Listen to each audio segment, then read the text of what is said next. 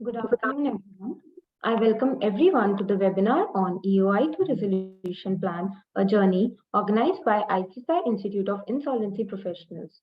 The session will be of 3 hours, which shall be taken by Satwinder Singh, sir. Satwinder Singh, sir, am I audible, everyone? Yes, you're audible. Audible, Khushbu. Yeah.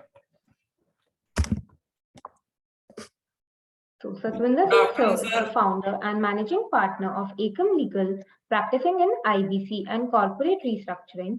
His expertise includes corporate and commercial laws, including inbound and outbound investments, joint ventures, private equity transactions.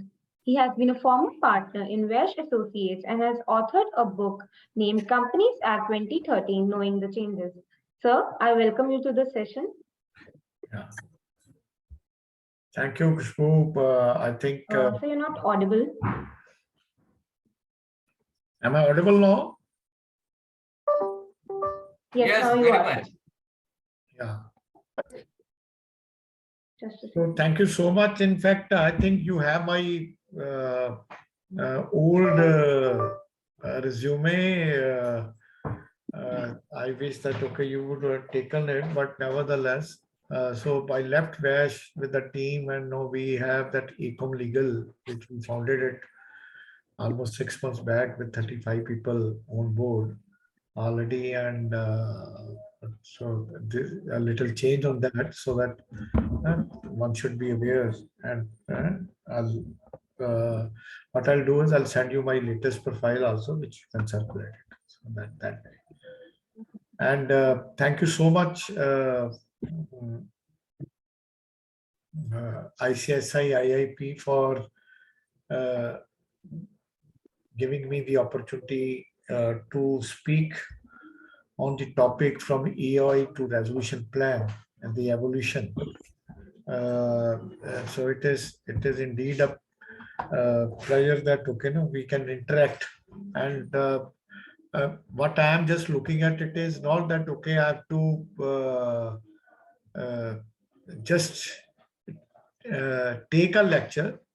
What I am looking at, it is that, okay, I should have more learning when I am dealing with the IPs and how best their experience works, so that it should be a two-way process, which I always look at it, and I'll try to justify to the extent possible what are the provisions of the law and what are the case laws and what is practically the experience during our experience by you see handling from the resolution applicant side, or working for the IPs for the resolution plans or in the liquidation process.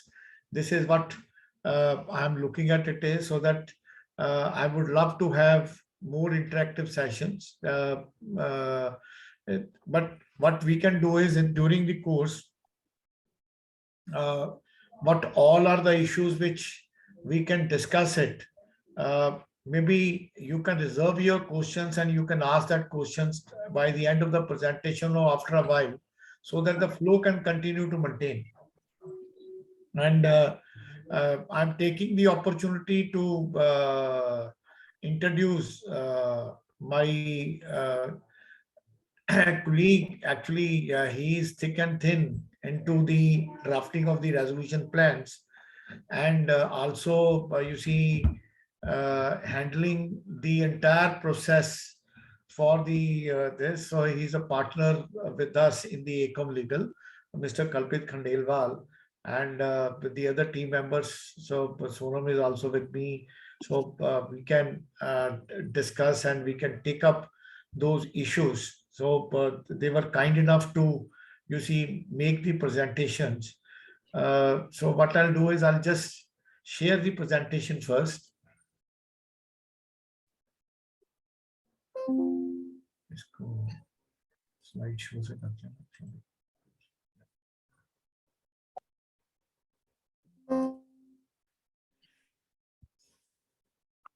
Let me just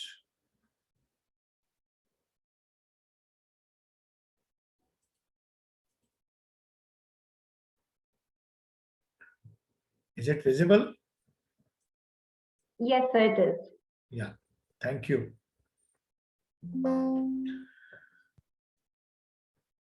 So once again, thank you very much to ICSI, IIP, and to my learned members, IPs, who are here to, you see, participate in the discussions. So the topic which they said that, okay, now we can just look at it is from EOI to resolution plan, a journey, which we can discuss it. So as and when I started it, that insolvency and bankruptcy code, and normally in a short form, we say that it is IBC.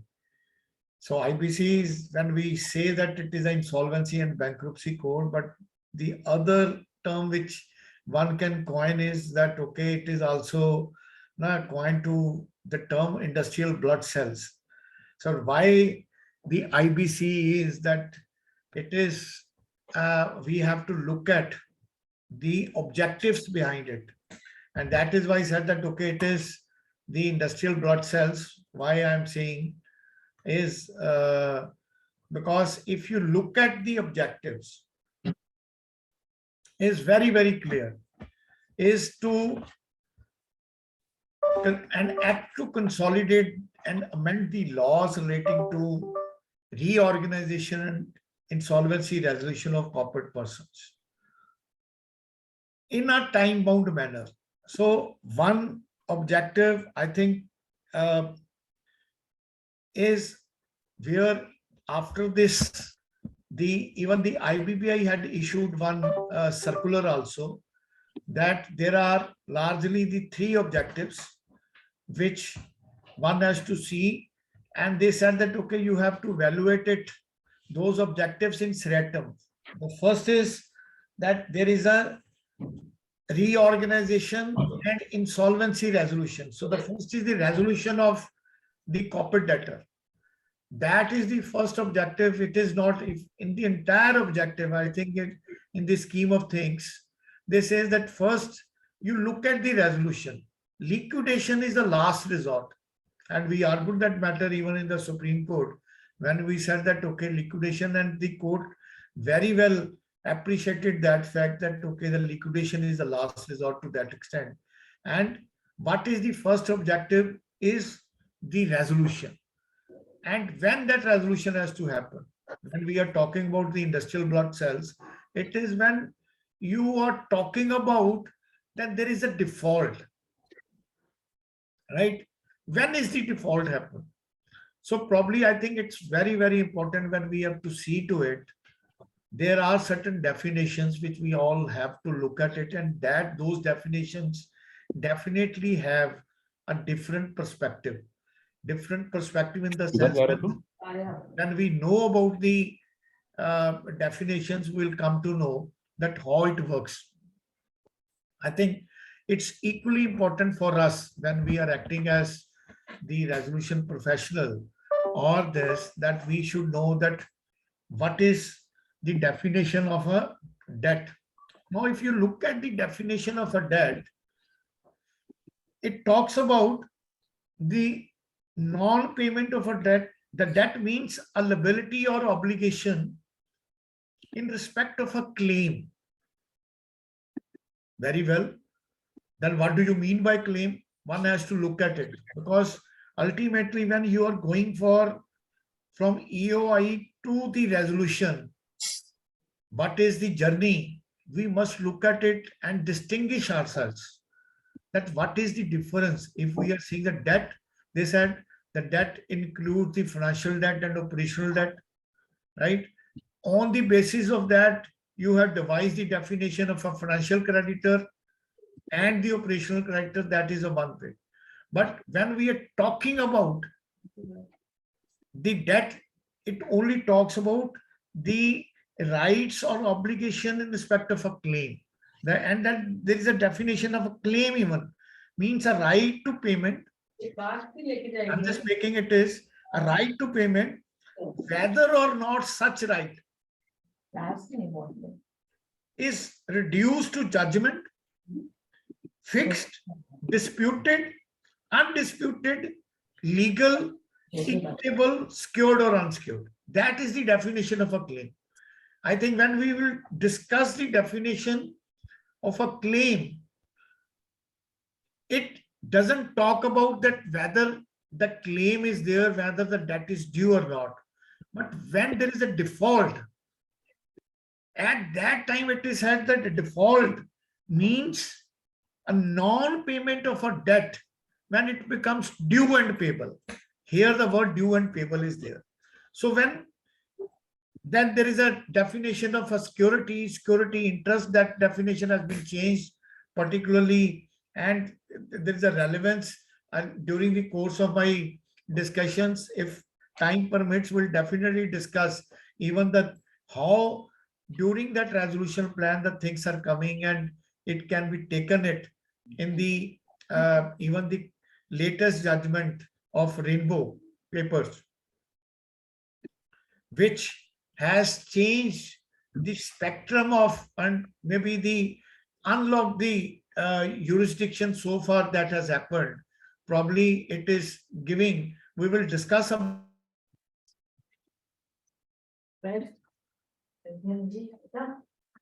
perspectives largely to this thing. One is the resolution. Second is the maximization of the value of assets. How best you can maximize the valuation of the assets of the corporate debtor, how you can create it, and that is where the onus is on the resolution professional to see that how the maximization of the value of assets. That is why there are duties assigned to the RPs, duties assigned to the IRPs, and it is a time-bound manner so that if there is any such event is happening, default is happening, let's take measures to plug those defaults at the first stage itself, because it is not only the company which is engaged. You are making the wherewithal of the employees, where there are thousands of employees and other things. And then probably if the company is revived and other things, that can in times to come can give more revenue to the government rather than looking at that a liquidation process at the first stage itself.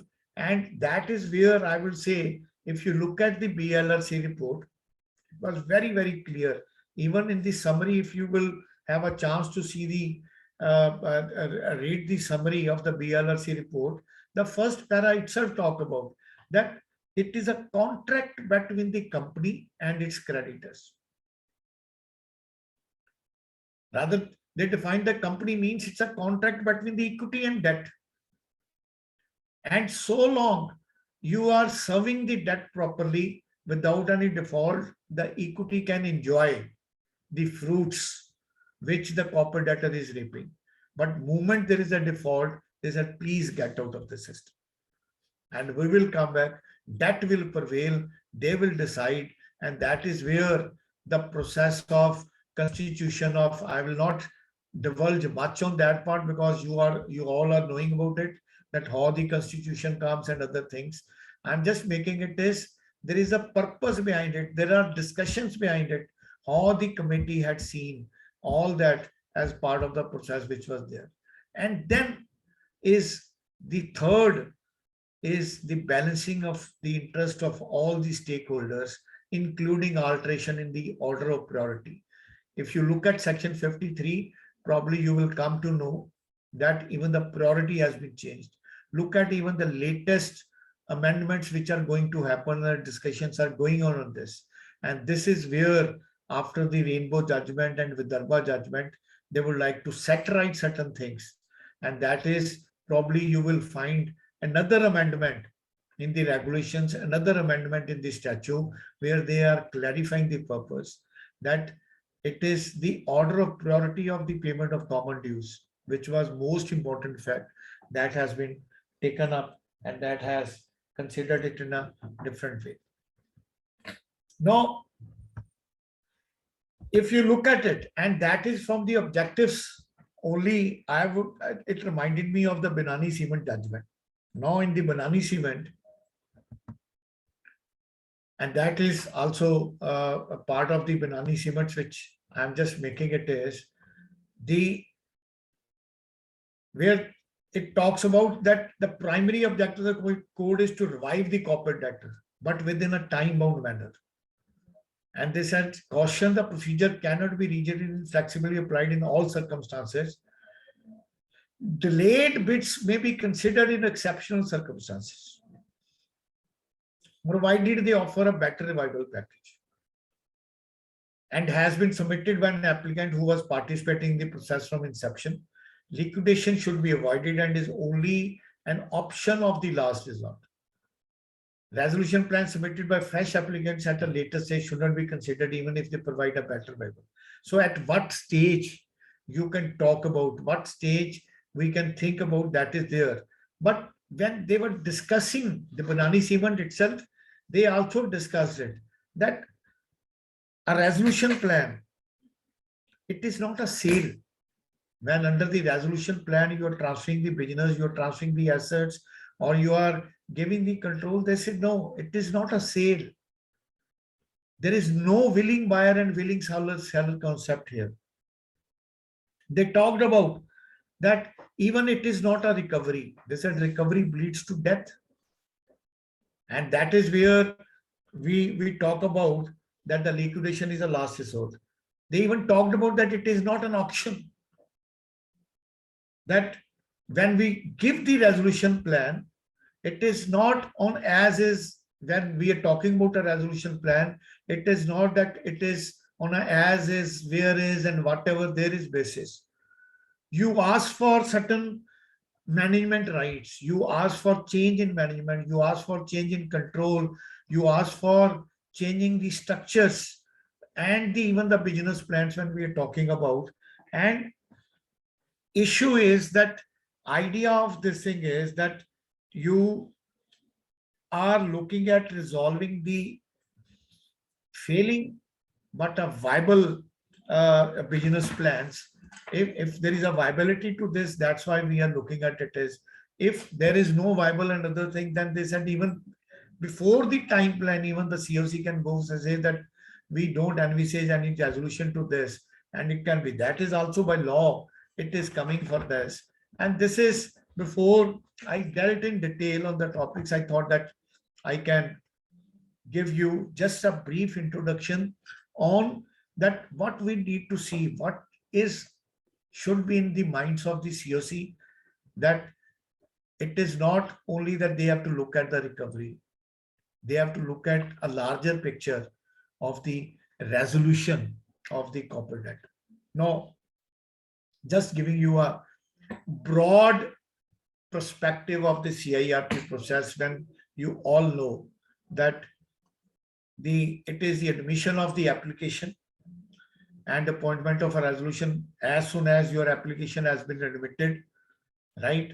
And the court will say the moratorium will apply and everything is on that admission. They will appoint the interim resolution professional.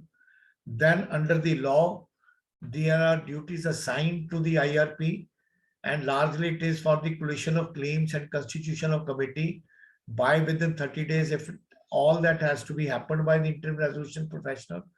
And when the interim resolution professional is constituting a committee, then it comes the appointment of the committee has to see that they will make the appointment of resolution professional within 7 days of the constitution of the committee of directors. And then a larger role of RP comes, which talks about to prepare information memorandum. I'm just giving you, this is just a synopsis of this. And resolution applicant to prepare on the basis of information memorandum and submit resolution plan to resolution for examination and further submission. And on that examination, if the resolution plan is approved by COC, submitted to the adjudicating authority, and once it is submitted, they will either approve it or reject it. If it is approved, that is fine. If it is not approved, then probably the liquidation process will start to that point. Now, coming to the process as regard expression of interest is concerned. Now, that's very, very important. We'll look at it from the expression of interest is a document which we are saying is that one has to give. That expression of interest is a document submitted by the prospective resolution applicant PRA indicating its interest in presenting a resolution plan for the corporate debtor. So only upon submission of the EOI by the PRA and upon satisfaction of fulfillment of conditions and undertaking success to information memorandum is granted to the PRA for preparation of resolution plan. So once that is there, there is a mechanism. They will choose that, okay, who would be the PRA which is fitting into the criteria that has been prescribed. And that has to be given. Now, there are regulation 36A of the CIRP regulations, which talks about that the process which has been involved for submitting the EOI and other things. And if I look at the components, first is that the Form G you have to provide, then talks about that you have to give the detailed invitation for EOIs, that what is required in that. I'll come back to that on this issue. Then is the submission of EOI, and the way the regulation is that there is no fee or non-refundable deposits when you are submitting the EOI. There are certain accompanying documents you have to give. Then is the due diligence to be information to be provided by the RP, which RP will provide. Objections to inclusion and exclusion from provisional list. But first, they will make the preliminary list, the provisional list, that okay, these are the PRAs who have been selected, and if anybody has been excluded, probably he can make that objections, and those objections can be considered, and maybe the final decision with the RP will take, and based on that, the final list will come. I'll come back. So this is, I'm just making it is the components which are there. Now, when we talk about the Form G, on the Form G, it is to be published not later than 60th day from the insolvency commencement date. So even before the issuance of Form G, the RP has to frame the eligibility criteria in consultation with the COC.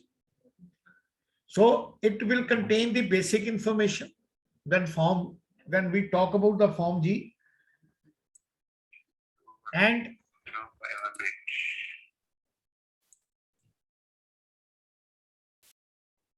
timelines for submitting the EOI, eligibility criteria, and timelines for the CIRP starting from the submission of EOI, details of the RP and other relevant information. Now that Form G, when we are talking about, it has to be published in one English newspaper and one regional language newspaper.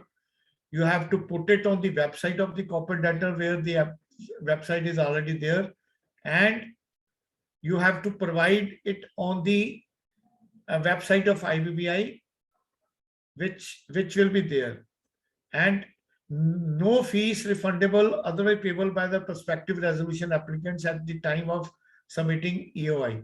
Now earlier, sometime even they were asking for certain charges to be taken by the RP to have that seriousness on the prospective resolution applicants, and then probably this was clarified in the regulation itself, which regulation, they amended the regulation and specifically said that the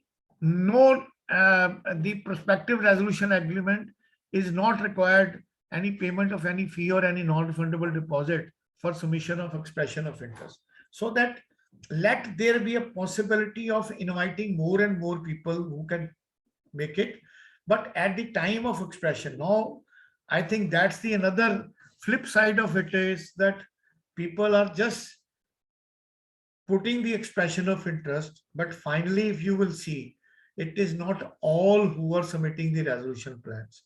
Probably those who are filing the EOI, they are just holding it for some time because the 30-day times would be there, and they will see if there is anything they can make a tie-ups and this and that, which will be happening. And probably there is a possibility that if you want to get more information with the documents, you can get it. And that is where the issue of the signing the confidentiality documents and others are very, very important aspect to be seen in this regard. Now, in addition to Form G, there should be a detailed invitation for expression of interest. And probably when we are talking about the detailed invitation for expression of interest, they're talking about that you must give some basic information about the corporate debtor as may be required by the prospective resolution applicant for the EOI. What is the ongoing CIRP process? What is the status that has to gain? You have to provide the eligibility criteria for PRAs. That is there. Then you have to mention that the prospective resolution applicants must check the veracity of 29A, that how far it is applicable, because 29A, as you know, that it talks about the ineligibility of the persons who are not, who cannot file the resolution plan on behalf of for the resolution, and that category 29A we will discuss it. That is you have to mention in the detailed invitation for EOIs about what would be the EOI process and basic requirement documents to be provided, such as undertaking under 25(2)(h), 29A, confidentiality agreements, board resolutions, powers of attorney authorizing submission of EOIs. And then you have to give the general permissions, general guidelines with respect to the last date of submission. What would be the last date of submission? What would be the mode of submission? And documents, maybe it's totally, you have to give physical copies, or you have to just send it online, or it would be both. How you have to accept it. It talks about how you have to give the briefing sessions, which I'll just briefly discuss in my later part of the presentations. Deadlines for preparation of provisional list of eligible, when that provisional list will be circulated, and then if they have any objections to the provisional list, then you have to provide that if there are any objections coming, by certain date those objections will come, and then the date when you have to provide by giving the final list of PRAs. So these tentative timelines for various processes, events you have to provide. As regard the issues as regard the process for detailed invitation of EOI is concerned. Now coming to the eligibility criteria under section 25(2)(h), that eligibility criteria which you have to mention for the persons to file that expression of interest. So if you see the category, in the category, if you see the resolution applicant can be individuals, body corporates. In the body corporate, whether it is private or public, it can be LLPs. Even the trust and the government organizations can also be eligible to file for the expression of interest, and they can be a resolution applicants. So that's a one category. Then is the financial investments institutions, mutual funds, venture capitals. No, even now the ARCs have been permitted, NBFCs have been permitted. And sometimes it is not only individual, but you talk about the resolution applicant as a consortium of some group of companies or the trust or the financial institutions. Now you can make a group, and that will happen in that case. How it will happen. So I was just looking at illustratively how the criteria is worked out. One, in the first case, I'm just making it is they will largely, I've seen the practically, they will prescribe the minimum net worth computation. And if they say that, okay, if it is only a subsidiary of the holding company, or you are just creating in between the SPVs or certain associates companies, which we are talking about it is, and that SPV or the subsidiary may not have that net worth criteria, then we talk about that, okay, the parent company net worth would be considered in that case also. So this is where the COC has to frame the guidelines that for making the eligibility for that resolution applicants. Similarly, if the categories of financial investment institutions, mutual funds, you will generally find the criteria talks about the minimum assets under the management, or what is the loan portfolio, this and that you have to provide. And then it comes the consortium. And in the consortium also, certain conditions such as EOI to retail members of the consortium, disqualification of consortiums, if one member is disqualified, then probably the consortium application will not be entertained then, because it is coming in the consortium.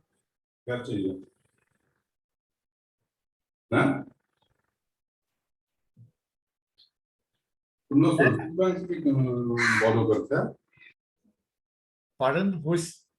I request the participants to kindly turn off their mics and do not disturb the speaker. I'm sorry, sir. You may continue. And when we talked about the detailed invitation for the this, you also provide then what would be the last date of submission of EOI and submission of on that EOI, all that dates. And you also talk about the consortium provisions, how the consortium provisions you put it, that if it is coming, then how will it work? Then it will be taken up to that extent for this. Now coming to when in this you also talk about, and just a mentioning about this thing, that resolution applicant has to see that the resolution plans which they will submit it must comply with section 30 as regard the conditions with regard to submission of resolution plan. You also talk about that, okay, there will be a performance security criteria, there will be a maximization for value of assets, that these are the measures you have, that will be taken up, and mandatory contents of the resolution plans, which just a mentioning is important. Now look at from the angles of the confidentiality agreement. Now, if you see the confidentiality agreement which you are looking at from the prospective resolution applicant, there are certain things which you must keep it in your knowledge, or you should know that, okay, it must include what do you mean by confidential information, and the details of the confidentiality and the confidential information has to be prescribed, and what not be constituted as a confidential information. Because suppose tomorrow some authority or the government is asking certain information from you, and you have signed the confidentiality agreement, so there can be certain exclusions which can be provided in the confidentiality agreements at certain stages, if on account of the action by the government or statutory required, at what stage and after what time, whether it will remain as a confidential information or not, that has to be considered. Then is the receiving party's duty to use that for the purpose as defined. It is not that, okay, whatever the information I'm giving, as RP is giving, you are not using for the purpose for which this information is given, but the people are using it for some other purposes and all that.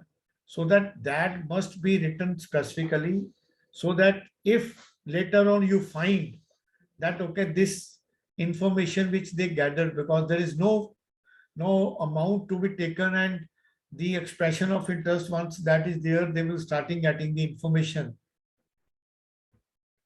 so that they may not use it for any other purpose, and at least it will give a good right for seeking injunction.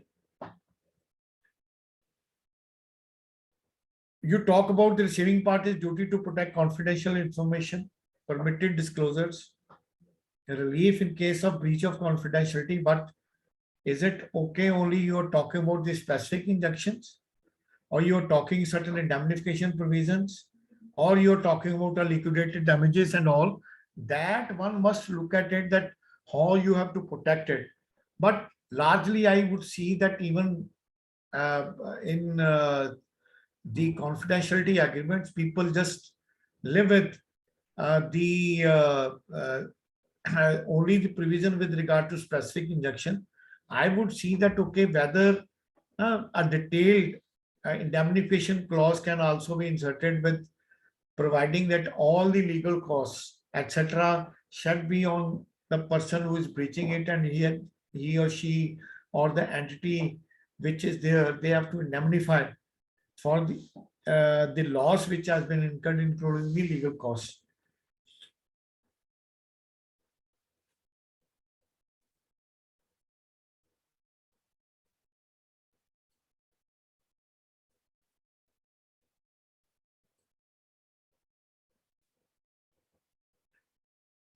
Now, as I said that, okay, one has to see 29A. That's very, very important. And this is what I said, that it's important for us to see that who all would be eligible. And 29A provides a detailed criteria. Promoter or in the management, who all are the promoters or in management control in which entity transaction has taken place, and order has been passed in this regard, and not applicable taken prior to the acquisition of the CD by resolution applicant. No role of resolution applicant in such transaction is there. Those who are the guarantors, they are also ineligible, and if the guarantee remains unpaid and that guarantee has been invoked. If the guarantee has not been invoked and admitted and they are applying, then probably one can take it.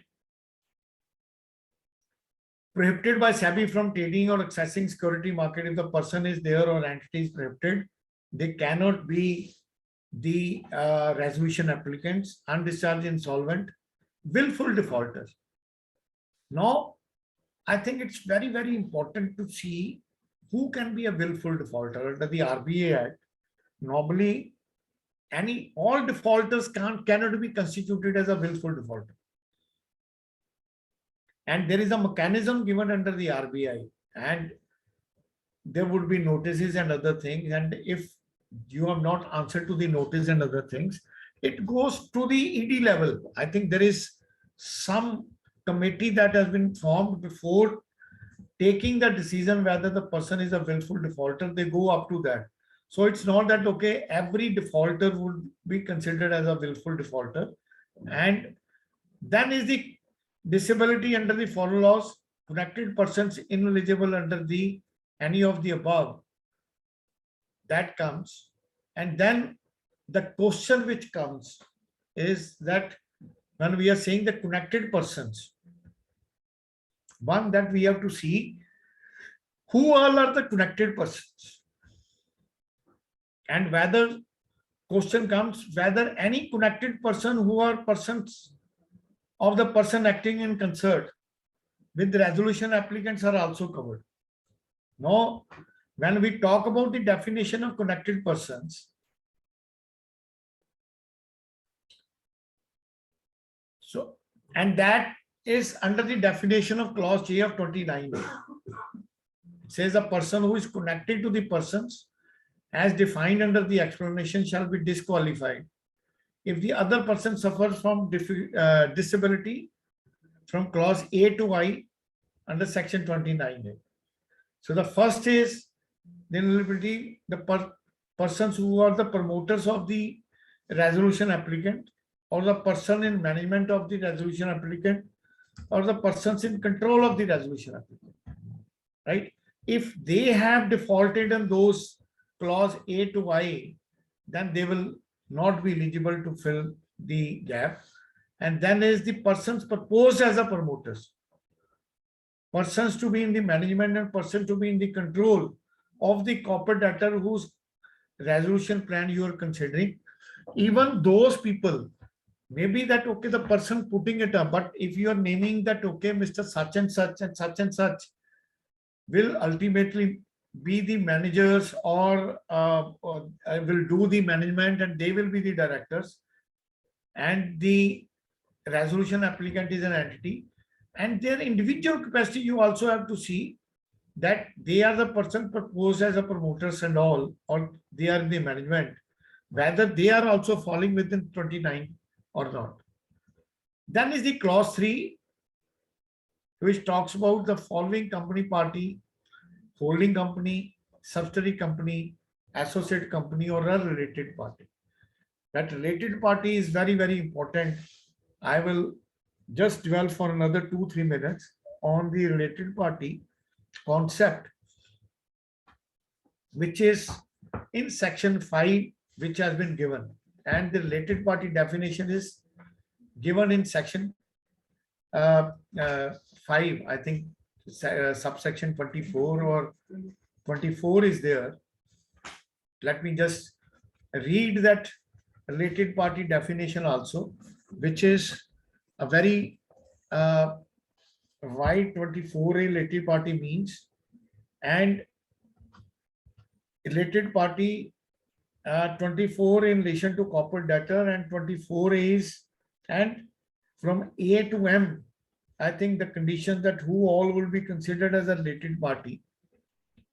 And once we are talking about the related party of all the directors, partners, or a relative of the director, key managerial persons are limited.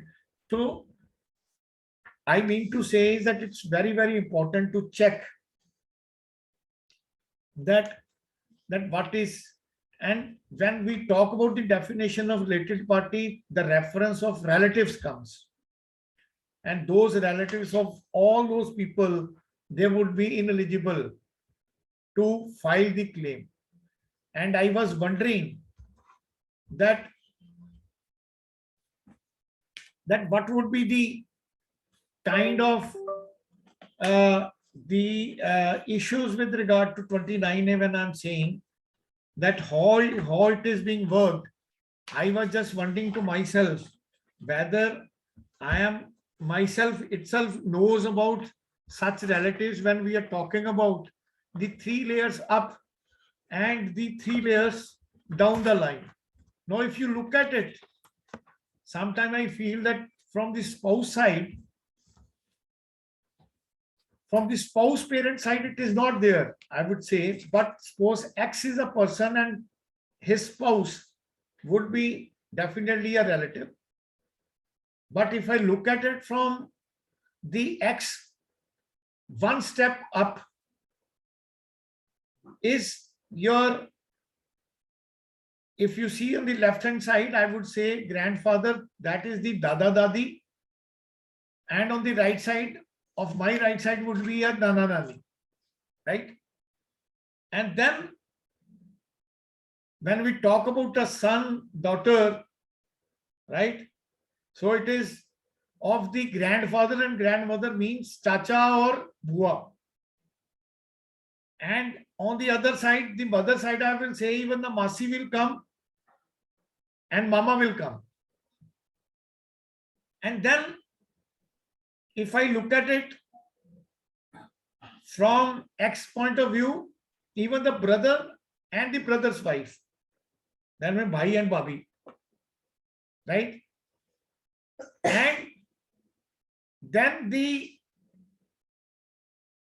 that means the brother and spouse, then his son and daughter, and then is Down the line, if you see grandson, granddaughter, so one is the pota poti and dota doti. And then great grandson, great granddaughter, and all this. You see this 3 layers up and 3 layers down. And probably that is how the definition of relative is given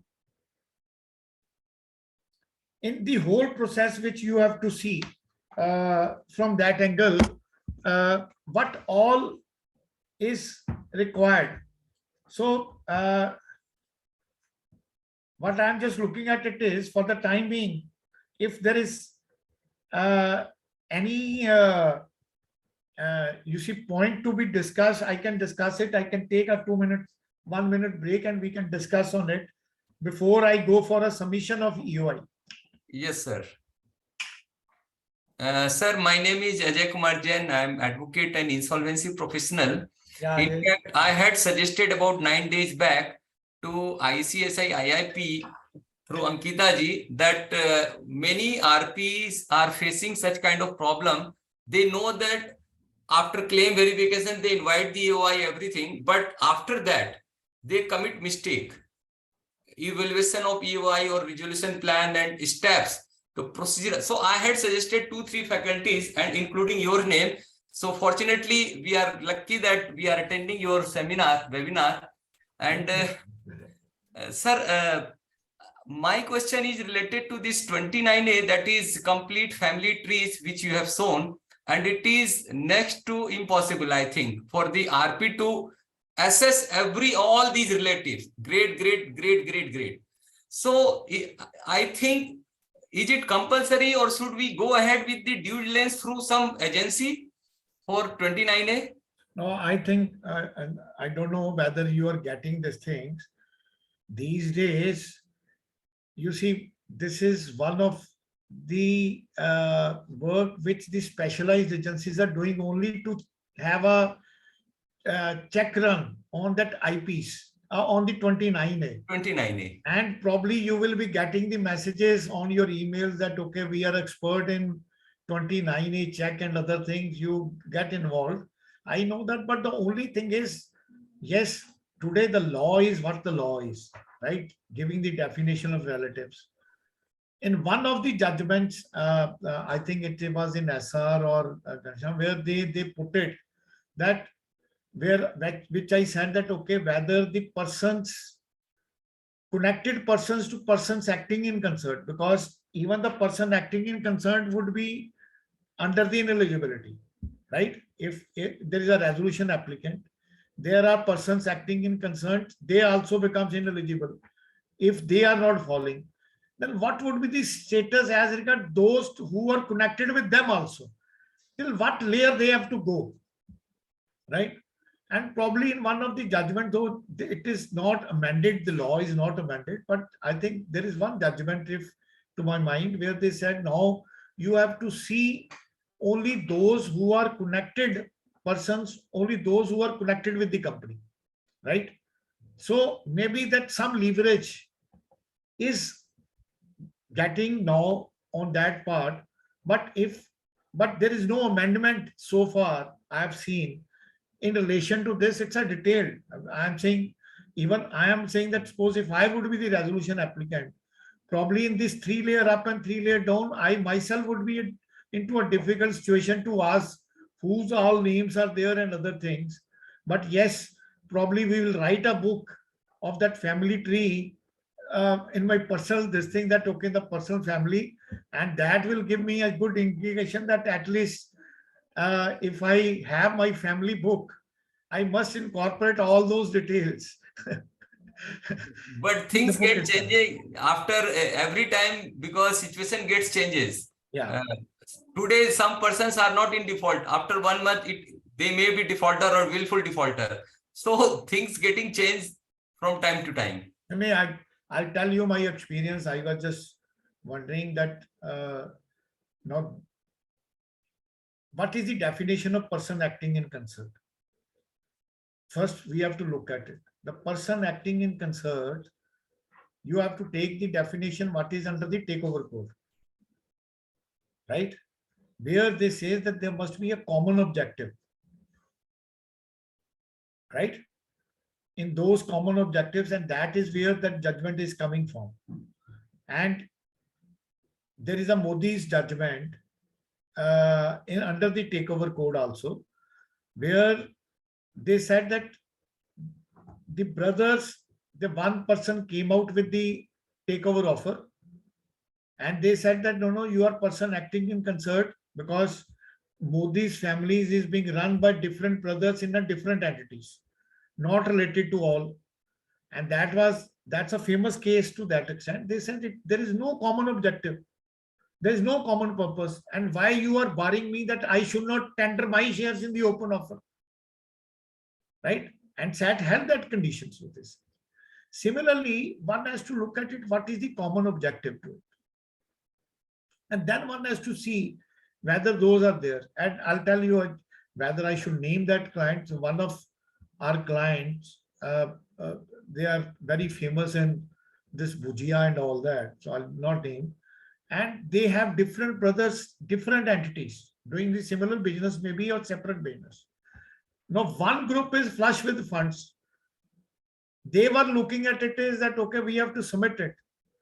So when I said that, okay, you go and see the test run, the other brothers in that group could be the defaulters and other things. They said, we are not even concerned.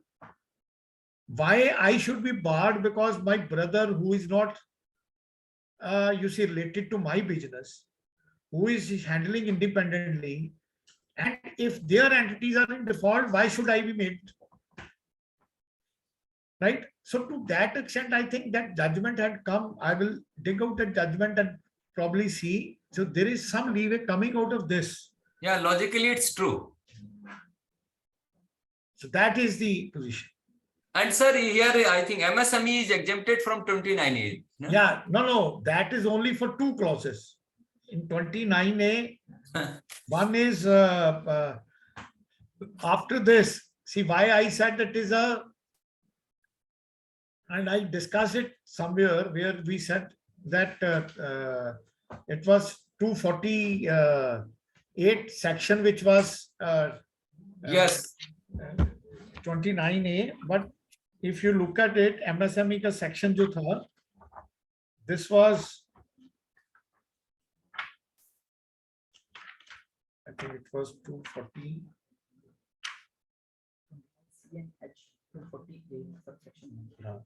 Section 240 A. 240A. 240A. Yes. Application of this code to micro, small, and medium. So I was discussing when I said industrial blood cells. Yeah. So we raised this issue. You see, what is the fallacy now? All MSME entities are serving the big corporates and they are in default. They are not getting the payment from where they will fulfill their this thing. So it's not that every promoter, every entrepreneur who is running this is into is a willful defaulter, or it is because of his actions. He is supplying to some other entity, that is, and maybe with the others also. So to that extent, they specifically made a condition that if that eligibility under this 29, which is clause C and H, that they have exempted, all other conditions of 29A will become applicable even to MSMEs. Only in case of C and H, the waiver is given.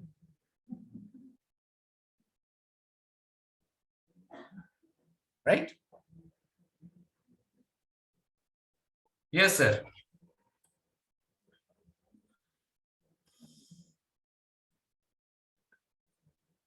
So next is the submission of EOI.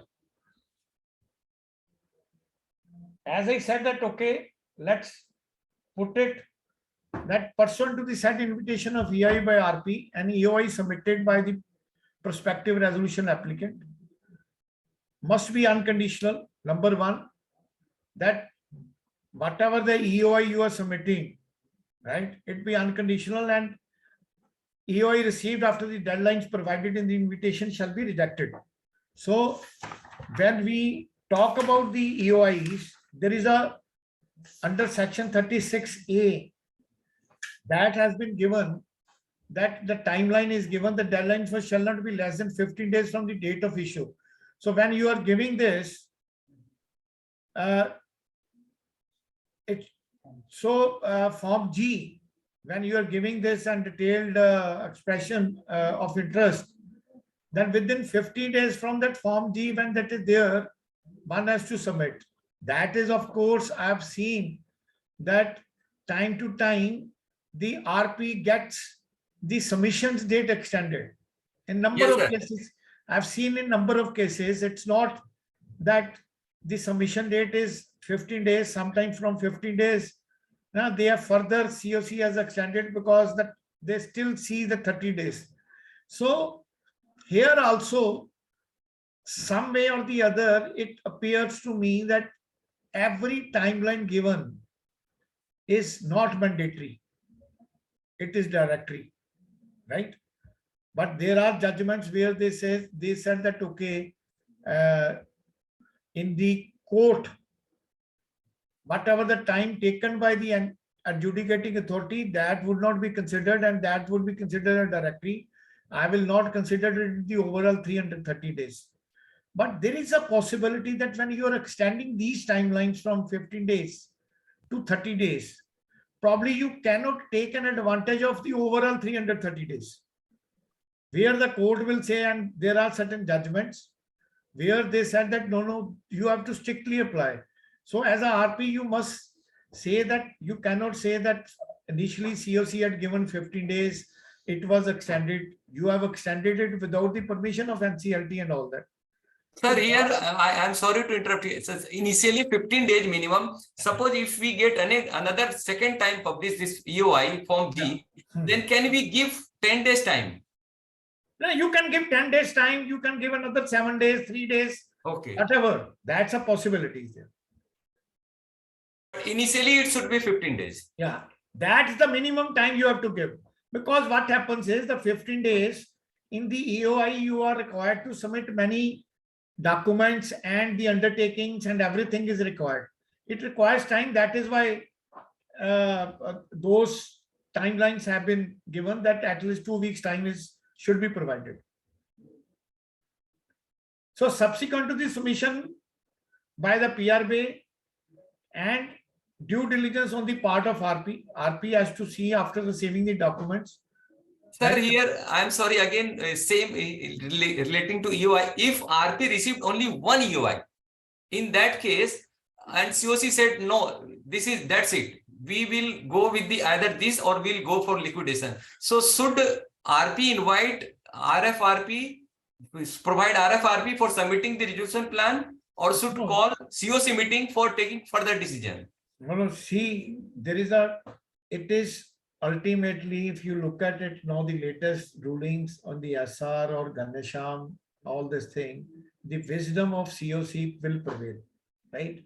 It is the COC, and that is why I started my discussion with the objective. What is the objective? Objective is a resolution, right? Objective is that you give a calm period of about 330 days. That is called a moratorium under section 14, right? On that basis, you provided that, okay, let there be a possibility. There should not be any, you see, prejudice. Tomorrow the promoters will say that no resolution applicant said, we are saying this, why you are going for a liquidation. So there are certain trust issues. See, आप बाहर पे यदि आप देखोगे ना अजय कि even in the UK and in the other jurisdiction, वो पहले आरपी तो पहले उनकी पहले तो इंश्योरेंस होती है,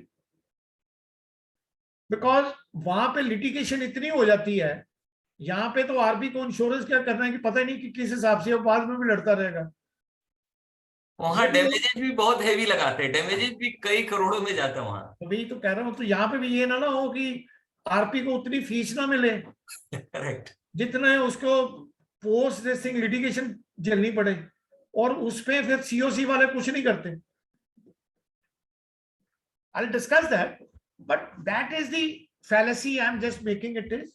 So it is always better for RP to give more chance, one more thing, right? See that, okay, there is a, हो सकता है कि कोई आ भी जाए.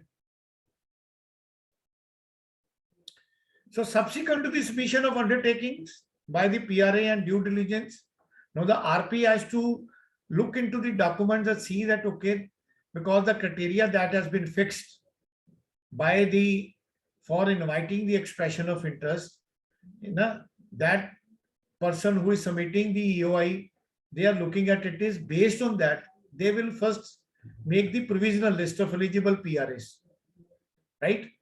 Now, there is a possibility that out of say a 15 EOIs, they made a list of 10 and 5 they rejected it. No, if you are rejecting someone, there must be a detailed explanation to that why it is so.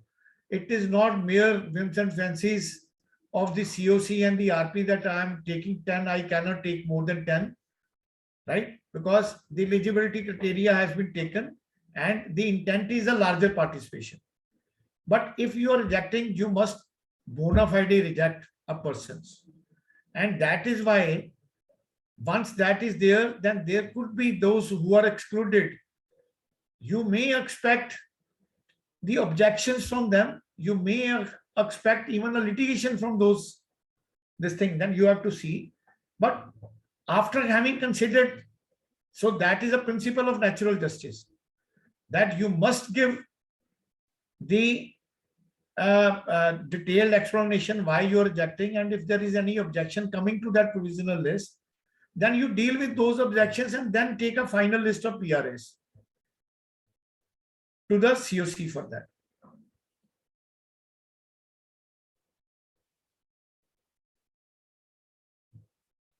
Now the question which is coming, whether a resolution plan can be approved if the resolution applicant did not comply with the terms and conditions of the EOI. Whether resolution plan can be rejected if the EOI was submitted after the deadline under the code. What would be the fate? I'm just putting a question. Yes, sir. Answer to question number 1. Yes, it should be rejected. Answer to question number 2, whether resolution plan can be rejected if EOI was submitted. Yes, there are certain judgments also. No, I'll just give you this. Of unclaimed. Plan rejected on non-compliance of the terms and conditions of EOI IVRCL Limited, right? So the question before the NCLT on that appeal was whether the resolution plan can be approved if the resolution applicant did not comply with the terms and conditions of the EOI. They said no. NCLT dismissed the appeal on the ground that the resolution plan has been rejected by the adjudicating authority, and the reason for the dismissal of the resolution plan by the COC were on account of EOI deviations and non-fulfillment of other eligibility criteria. Now suppose you have to submit the performance guarantee, you have to make it, and COC said no, we are not approving it, we are rejecting it, right? But here ultimately you will see the crux is that the wisdom of COC will prevail, whether it is to be approved or not, which is coming from the next. NCLT approved the resolution plan despite EOI was submitted by the successful resolution applicant after the deadline. NCLT set aside the order of the NCLT despite implementing order has already commenced at the time of appeal.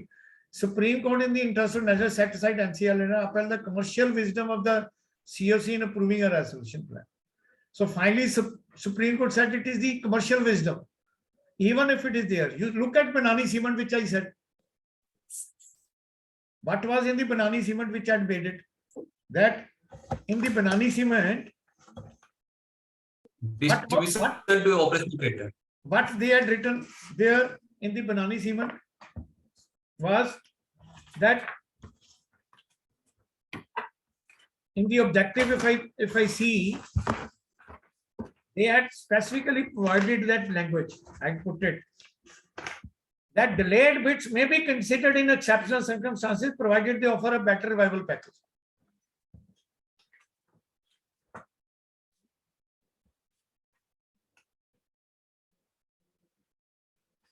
So that was the point which I was just making it. Now coming to information memorandum, which you have to provide it, which section 29 states that the RP must prepare an information memorandum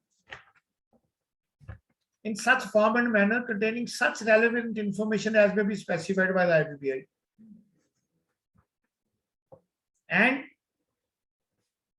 RP is duty bound to give the information memorandum to COC members within 2 weeks of the appointment, but not later than 54th day from the ICD. Sir, now, sir, it has been changed from 54 to 95 days, sir. Recently, it has been changed to 95 days, sir. And I have one question here also, sir. Okay. That if COC doesn't provide confidentiality undertaking to RP and IM is ready, but COC has not given confidentiality undertaking to RP, in that case, whether RP should withhold this IM until the receiving of undertaking? Yes, yes. Okay.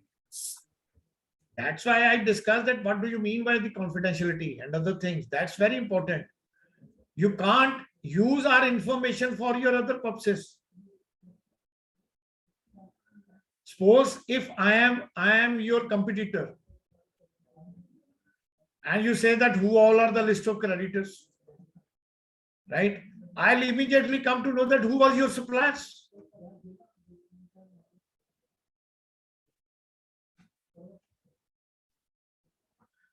I'll make sure that, okay, you should not grow and you go into liquidation. There is a possibility.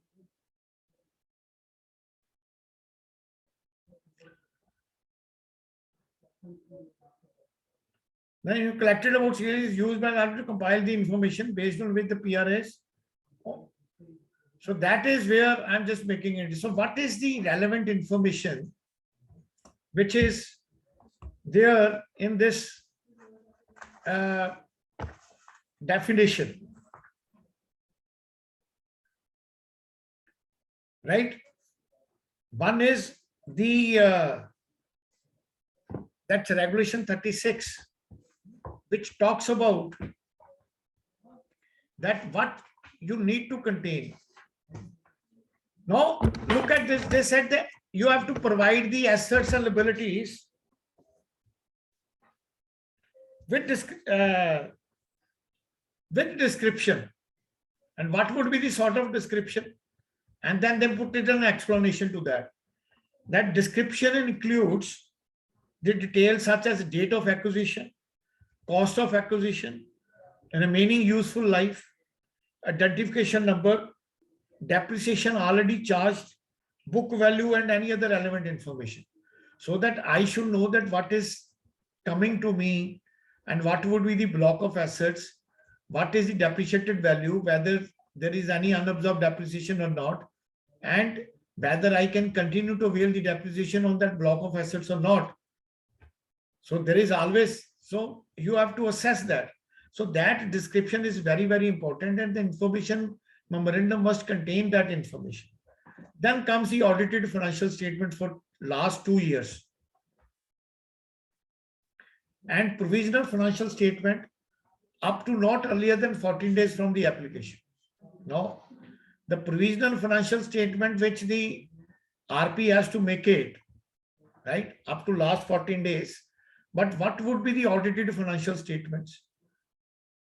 So the question comes to my mind, what if the companies don't have the audited financial statements? That is most of the cases, in most of the cases, these problems are coming. Right? Is it that, okay, you have to provide the audited financial statement, or I'll say that since there is no audited financial statement, the information memorandum cannot be prepared? And whether it is obligatory for the RP to first get the audited done for the last 2 years and then submit? Then how do you will meet the timelines?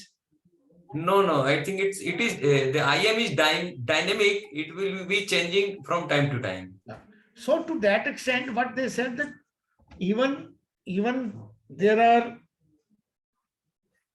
they have provided that if there is any defect or you cannot make it, you provide a statement to that effect. Like I'd seen in a couple of this thing that where they made a statement that we have not been provided the information, documents properly. We don't have an access to SAP. अब company में SAP लगा हुआ था, right? उसका code ही नहीं था RP के पास. How will he dig out the information? And they are moving the information to this, but that does not mean that. So you provide that information as and when it will come, you will apply to NCLT, you will take that actions. But maybe that whether how far the promoters are cooperating with you and others would be an issue, which one has to see. And that is where I'm just looking at it is that, and then is the list of creditors, their names, claim and security interest, that has to be provided. It is equally important to see that who are the creditors which are pursuant to the, which are related parties to the erstwhile promoters or related party to the company, or there is a creditors standing between holding subsidiary or associate companies. So all that is important to be examined. Sir, here as per latest amendment, we need to also add creditors who have not submitted their claims in the IM. No, that is one part is the creditors who have submitted their claim. Another part is the creditors who have not submitted their claims. But I'm coming. This is I put it that is there. It is, I said list of creditors. Whether they have submitted the claims or not, I'm not into that, which I will cover it in the case law, that what you have to see. Right? Suppose those who have not submitted the claim, but it is apparent on the balance sheet that, okay, they are the creditors. Right? You have to provide it. And there are case laws to that effect. Right? Then is the details of guarantee, including uninvoked bank guarantees. Details of partners, members holding 1%. So this is a statutory information you have to provide. And then any other relevant information you feel is important, because ultimately the concept of is the buyer's beware. Maybe that, okay, buyer can ask the prospective resolution applicant will ask the that what all is provided and other things, that one can take it up. But the information which you have to provide here, that must be given.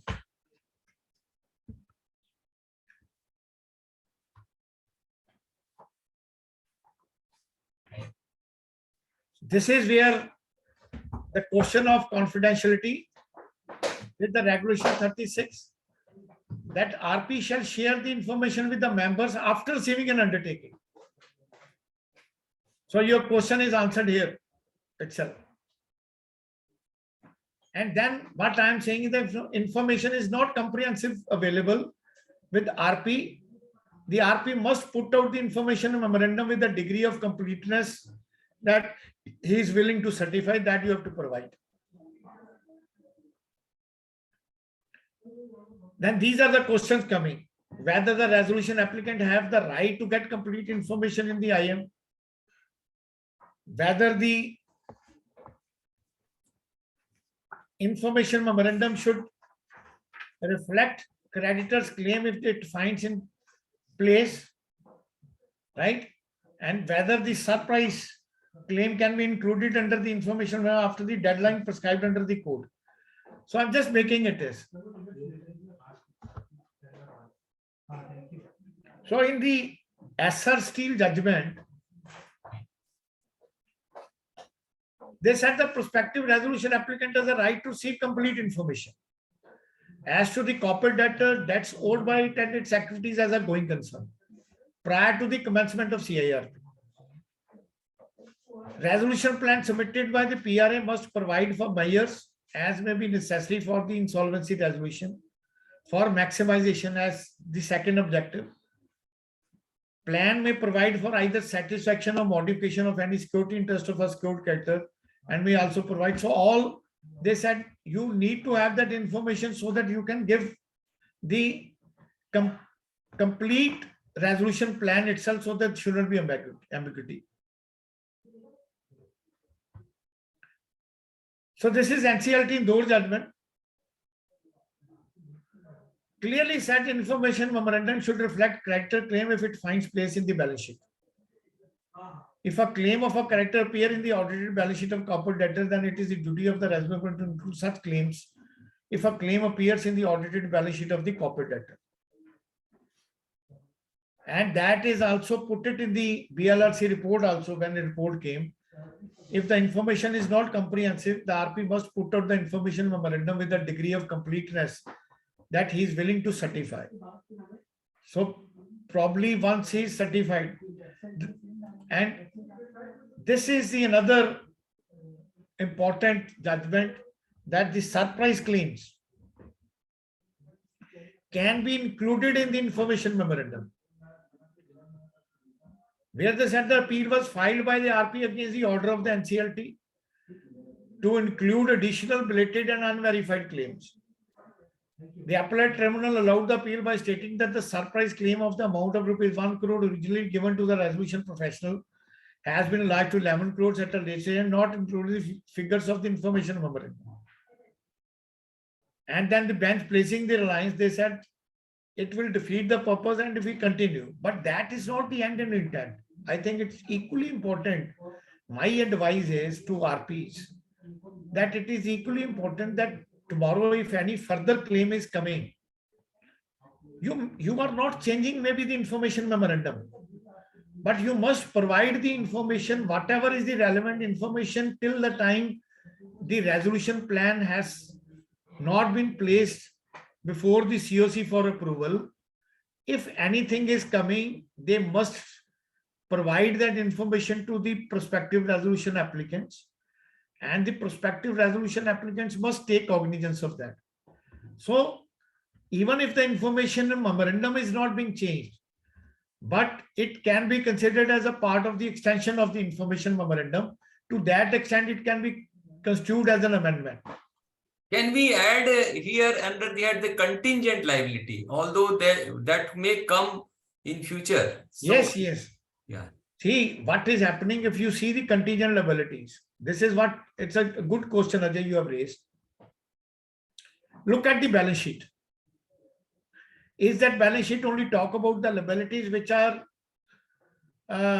coming? Or if you will see the notes to accounts under the accounting standard, you have to provide the contingent liabilities. Even the liabilities which will arise out of the litigation, right? The auditor certified and there is a potential liability. There may be the contingent liability in the shape of the notices received from the income tax department, from the excise department, from the GST authorities. So if the claims are coming and you are contesting, you never know.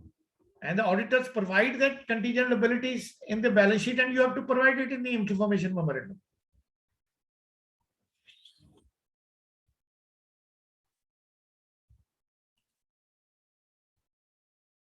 Then comes the RFRP, request for submission of resolution plan.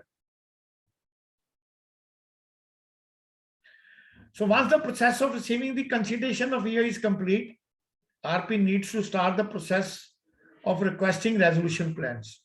And that's a very, very important document. Now, the RFRP sometimes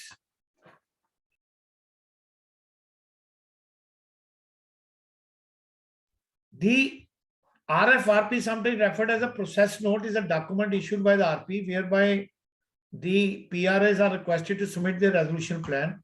and it talks about 36, regulation 36B, request for resolution plan. If you see 36B, the RP shall issue the information, the valuation matrix and the request for resolution to the every PRA within 5 days of the date of issue of provisional list, and even you have to provide it those who you have rejected and they have objected, आप उनको भी भेज दो. The request for resolution shall allow prospective resolution to minimum 30 days to submit the resolution plan.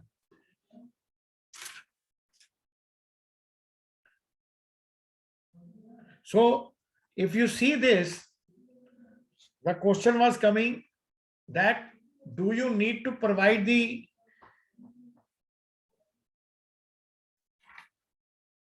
information memorandum and all? So it is to the every prospective resolution applicant in the provisional list and every prospective resolution applicant who has contested the decision of the resolution professional against its non-inclusion. आपने उसको भी देना है, दोनों को.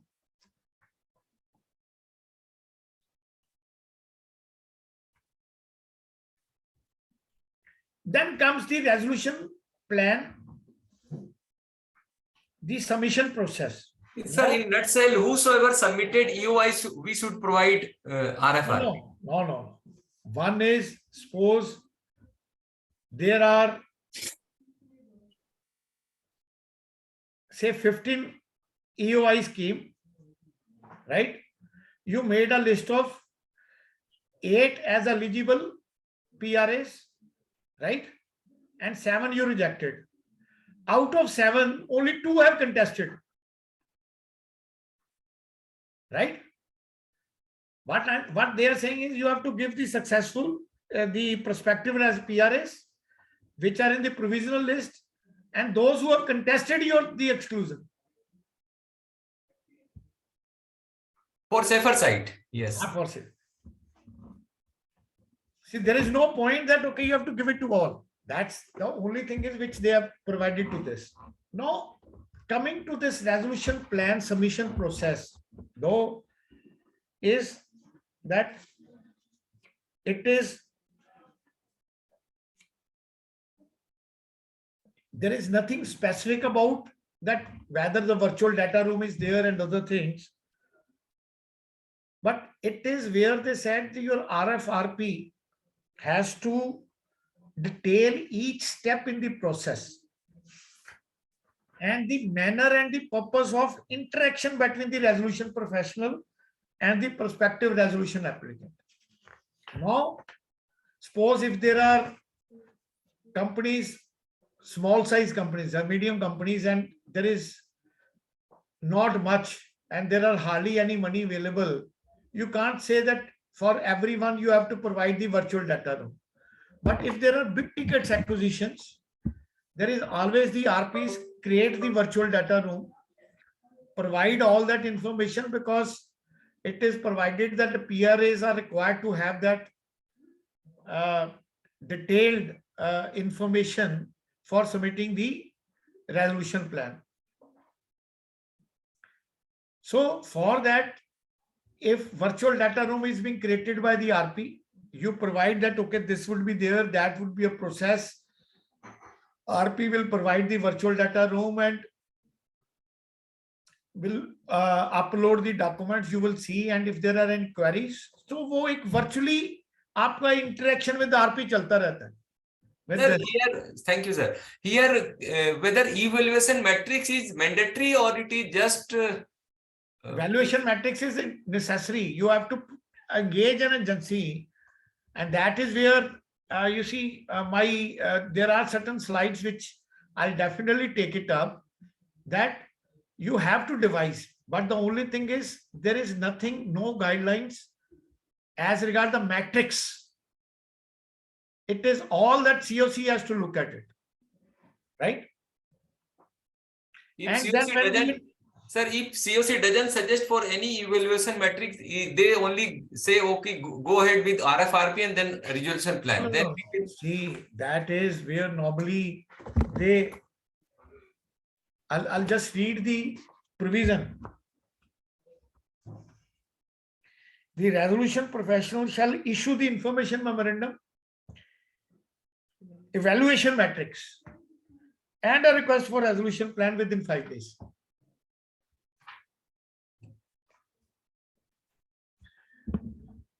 So you have to prepare and keep that, okay, your evaluation matrix is ready to that extent. Sir, in evaluation matrix, we should put that criteria, that is eligibility criteria. No, I'll come. You will see how the evaluation. I just want from the practical angle. I just hold on your query to some extent. That's what I'm saying. Right. So submission of resolution plan, submission date, you have to put it in the request for resolution plan, that what would be the submission date. And then is very important, the provision for amendment, withdrawal and resubmission of the resolution plan. So there is also an amendment to that also, where they said that, okay, now you will provide it only once. If there is a resubmission, then that resubmission, it's not the number of resubmissions, that has to be provided in the, so one has to look at it. There are two things, either the, so that's very important to discuss that part, is where that amendment is coming. They say the resolution professional may, if envisaged in the request for resolution plan, allow modification of the resolution plan received under sub-regulation 1, but not more than once. Or, the word is or, use a challenge mechanism to enable resolution applicants to improve their plans. Very important. Now you will see most of the time now, the COC and the RPs are, you see, discussing about the challenge mechanism. Whether it would be open bidding, it would be a Swiss challenge, or first. So that process you give in the request for resolution plan, that not that you have to give a detailed in the RFRP right now, but make an enabling provisions in the RFRP that the COC, after considering it, may devise the challenge mechanism, right? And that will be informed to the prospective, and the prospective resolution applicants will be subject to that mechanism which has been evolved, so that that becomes a binding condition on them,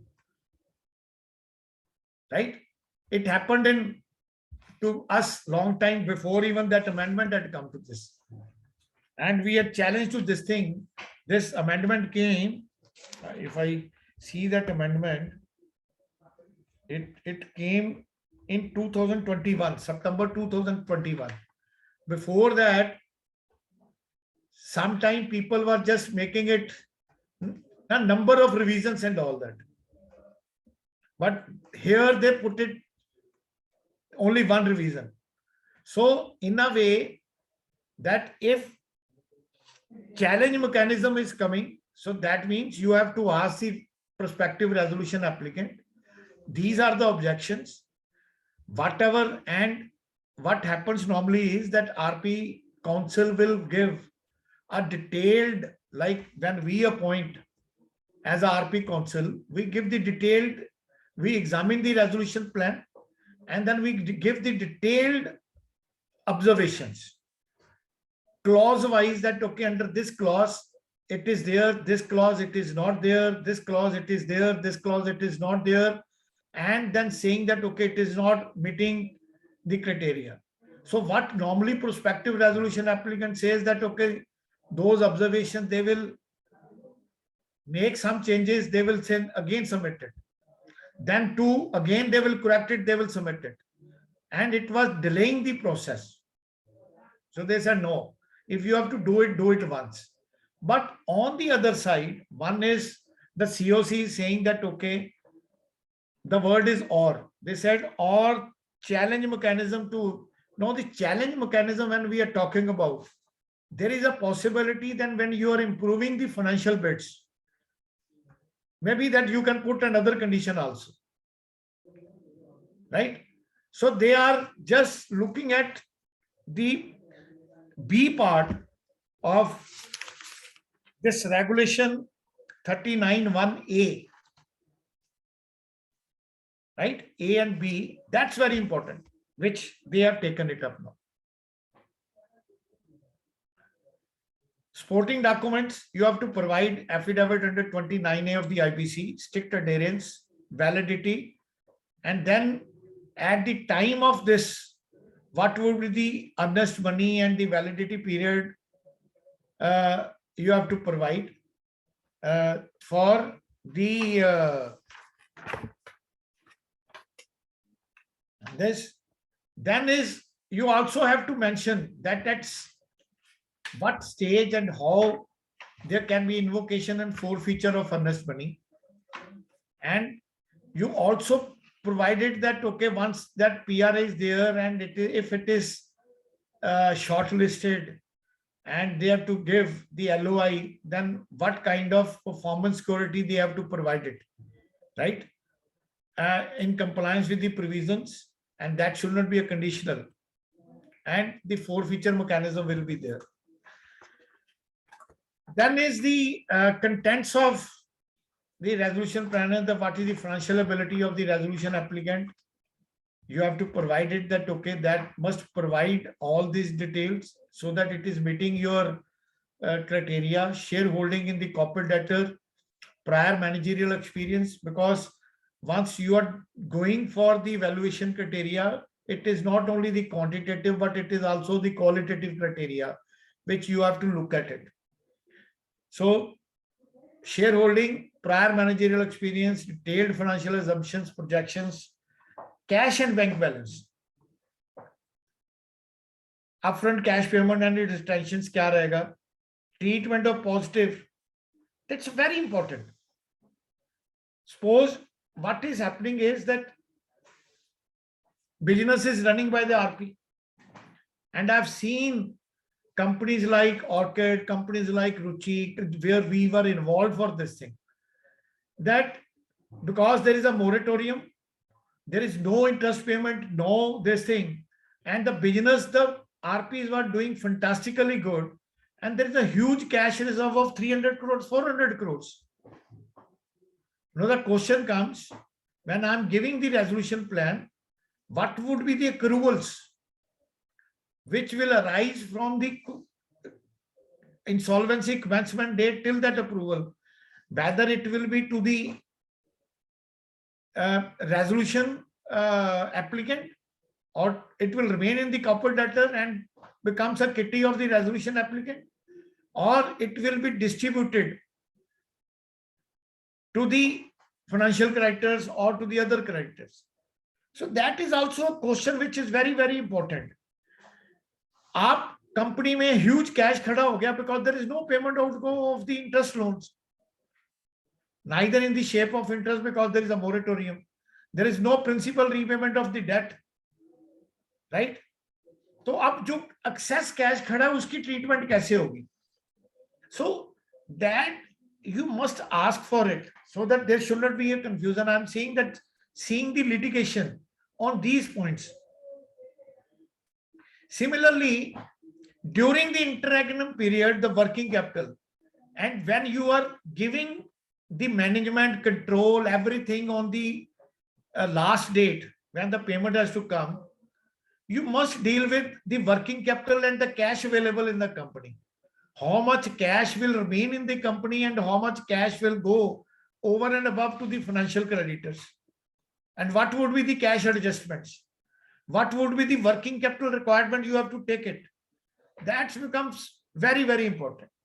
Then is the uninvoked bank guarantees. In one of my cases, there was no invocation of bank guarantee. And later on, bank gave the order that you had given the bank guarantee for the debt. And they are not invoked it. We said no, the resolution plan. In our resolution plan, it is specifically provided that all contingent liabilities or the guarantees that stands waived. You cannot come to us on this. So all that has to be very, very important to be considered and to be included. Now, another important aspect is, suppose you have a prospective resolution applicant as an entity A, right? That entity has the shareholders who are the owners. So they become the promoters of SRA. Now, is it that okay, irrespective of the prospective resolution applicant, which is a corporate entity, do you think that whether there would be a change, if there would be any change in the ultimate shareholders of this, of the prospective resolution applicant, if that change, whether it will continue, or you will fear that there is a change in the management control of the prospective resolution applicant, whether they will not be eligible? Suppose if I set up a company and made a submission, and later on I found यार मेरे को कोई 5 करोड़ रुपया दे रहा है, मैं काम करता हूं, उसने तो EOI फाइल नहीं किया था, he is interested, he is giving me the money, I'll give it. So a corporate entity prospective resolution applicant same रहा, but उसकी शेयर होल्डिंग चेंज हो गई. Constitution should not be changed. नहीं, constitution change नहीं हुआ, उसका share holding change हुई. Oh, the lock-in period should be there in the RFRP. I'm saying that okay, these are the aspects also should be considered. I'm just making it. So those are the important aspects one has to see to it. Like I talked about uninvoked bank guarantees. Then is the recovery from avoidance transactions to be kept for the benefit of financial creditors. Recoveries from litigation, arbitration, or any proceeding initiated prior to transfer date shall benefit financial creditors. Now, who will continue with the litigation post that? Sometime it is the RP who has filed it, or later on it will become for the benefit of financial creditors. So if they say no, the RP will continue, RP कहेगा भाई आप company suppose under this चले गई, avoidance transactions पड़ी हुई हैं, I had filed the recovery for avoidance transaction, you are saying that I will make it. So before distribution, I would like that at least 2 crore should be deposited in a separate fund, which I will use it for my litigation purposes, and my fees for that.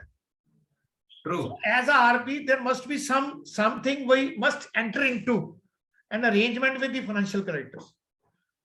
Otherwise, RP will become bankrupt. No. For lighter side. And I'm seeing certain RPs really taking a call with the financial creditors. And then they are saying that, okay, if you're successful in getting us, apart from that fee, maybe that, okay, we will give you a success fee.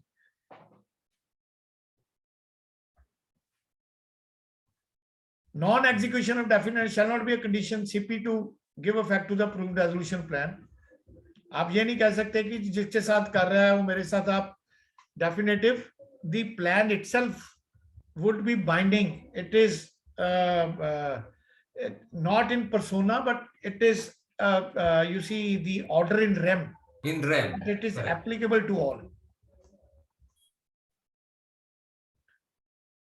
Even the treatment I've seen, this is what I'm saying is that since you are not providing any debt during the running period, I've seen the companies earning profits from the insolvency commencement date till that conclusion.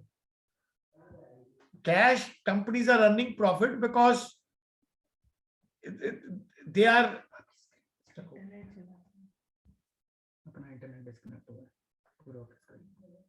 Am I able to hit mobile से connect कर लो best है mobile hotspot. Hello. Yes, sir. You are audible. Am I audible? Yes, sir. Okay. So the treatment of cash and bank balance, as I said, and the corpus, you can think about creating that corpus, and the other area that's very, very important to be considered and seen to that aspect. Now, evaluation metrics.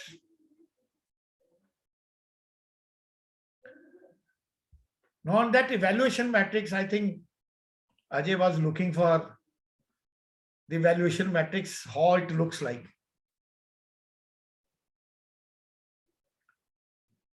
Now,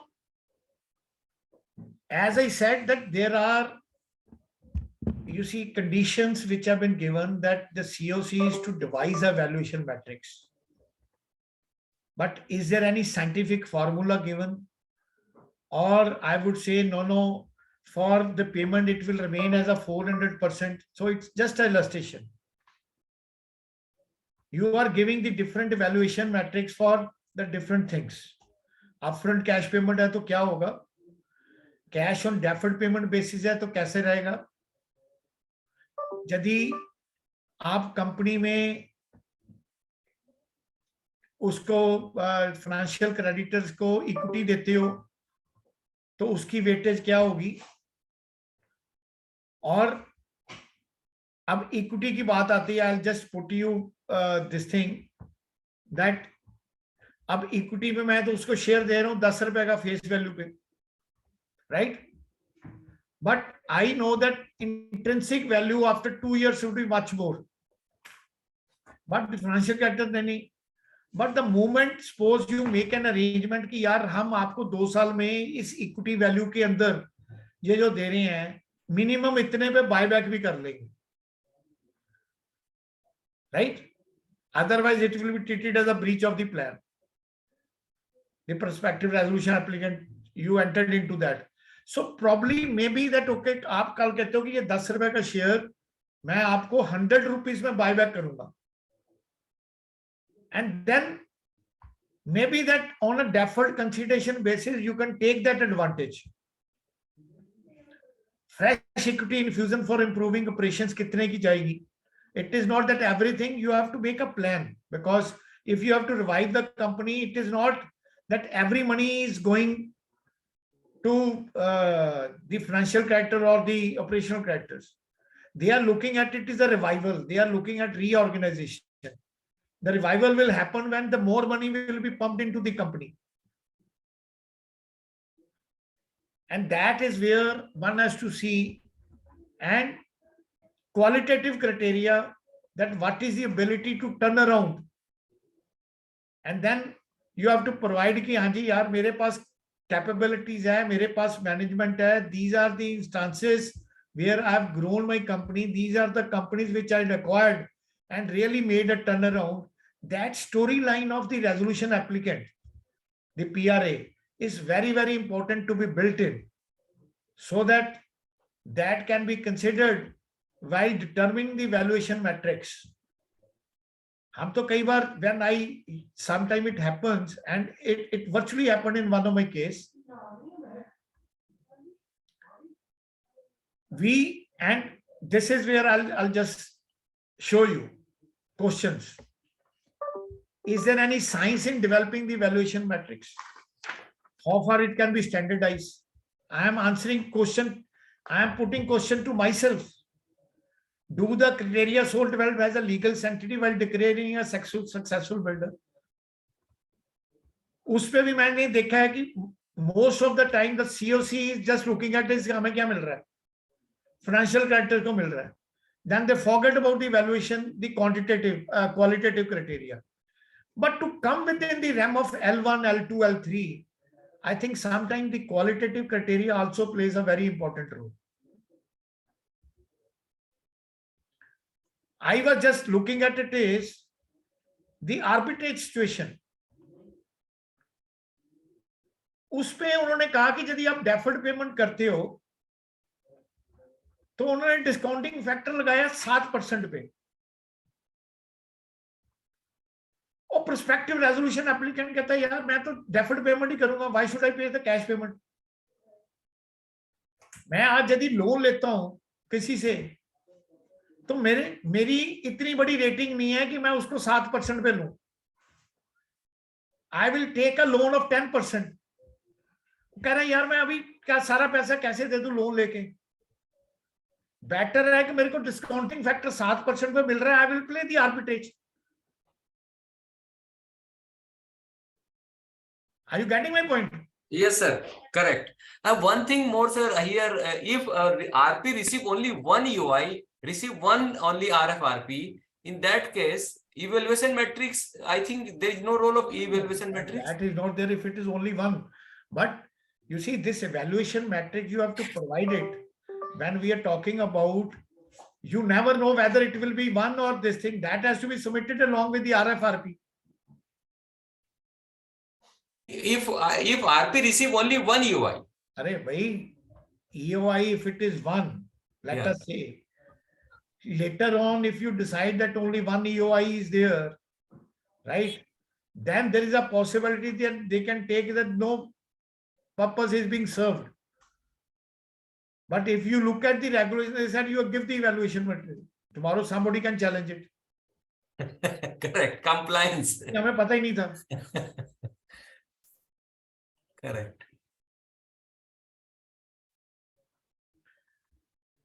Whether an unsuccessful resolution applicant challenge the score granted under the evaluation matrix. Whether the adjudicating authority can substitute its views with COC's application of evaluation matrix.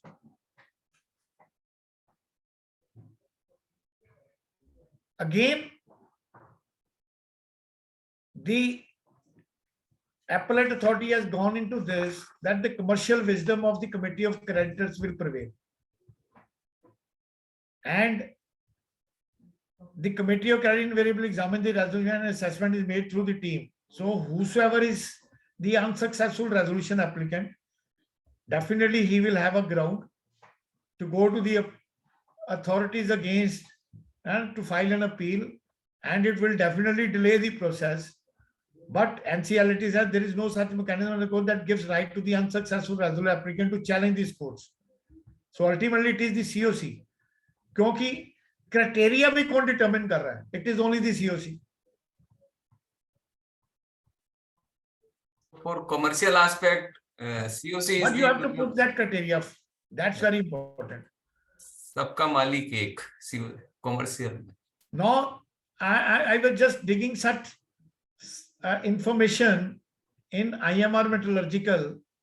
These were the observations of the NCLAT that settled position that approval or rejection of depends upon the commercial wisdom, which involves evaluation of the resolution plan based on its feasibility.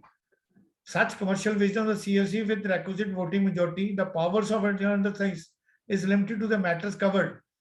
You can't say that evaluation matrix दिया और adjudicating authority अपना ही evaluation करना शुरू कर दिया. They said you don't have the powers. Your power is restricted to evaluate the resolution plan under section 30. Nothing else. And these are the timelines which have been given in section 36A. When you have to publish it, I've just made a synopsis of that so that you can have a look at it. Is it visible? Yes, sir. Yes, I can. It's visible.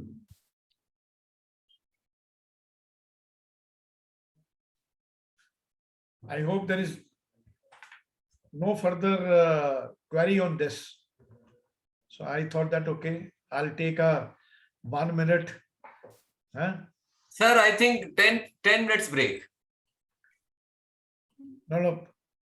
That is, I'll just give you a process note for negotiation for 5 minutes. Okay. Then I will give you a break. Then I'll ask my colleague that on that resolution plan, he will pass it through you. Correct. That's a process note for negotiation. Again, is important, which I said that, okay, there is nothing as such that is written in the regulation, but it's important for the RPs to provide you the process note, which will outline कि यार negotiations कैसे कैसे होंगी, so that it can bring the transparency in the negotiation process. And that is where we were saying now that what would be the issues with regard to the challenge mechanism, whether it is a Swiss method, open method. I've seen different methodologies are being worked out by the different RPs. कोई तो कह रहा है यार मैं सबके साथ ही negotiation करूंगा. Some RP say no, we will first select 1 and 2. Someone say no, we'll select 1, 2, 3, then we'll go for a negotiations. So that process note for negotiation is also form part of the integral process of RFRP. No statutory guidelines. Intent is that there should be a competition. You can get the maximization of the value of the assets. That is where it is important to be seen.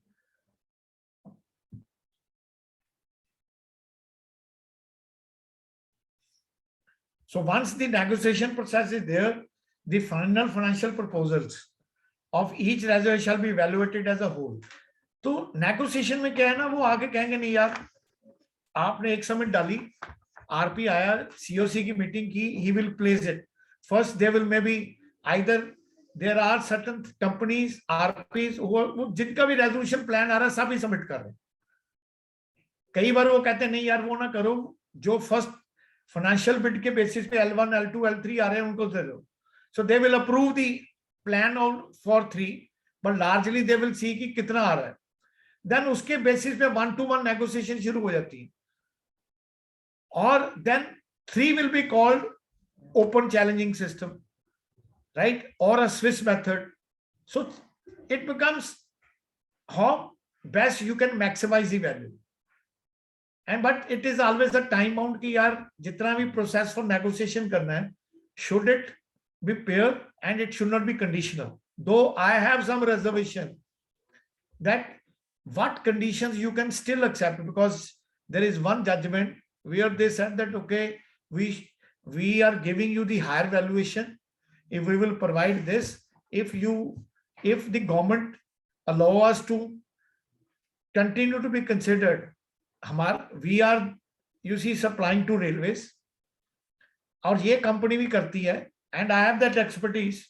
What I am saying is because under the railways जो उनका process होता है, they can give only say one item or say up to a particular percentage can be allocated to one. No, if I will make that company as a revive it, which was earlier also supplier of railway. So we are saying that okay, the similar obligation should not be there, then we should not be considered as a 1. We should be considered as a 2 and the order should come. तभी revive कर सकूंगा. यदि मेरे पास order नहीं आएंगे तभी मैं कैसे revive करूंगा? It is nothing on this. So एक judgment में उन्होंने law किया, but I have seen even the COCs that even getting a good conditional bids, they said no, we will not approve the conditional plan, and ultimately the companies have gone into liquidation. Whatever was being offered, right? Not even a 10-15% in the liquidation value they will get it. But that's a fallacy, which I see that even COC, they are also the bound by certain provisions, bound by certain regulations. And that is where I always, raise my point at a different forums, that some sanctity can be given that what sort of conditions we can accept and what sort of conditions we may not accept it. So if it is maximizing, आदमी ये कह सकता है कि यदि I will give you the bid for this value if this conditions happens. If nothing happens, I will still accept it, but my value would be not this X, but it is X minus Y. And you can give that.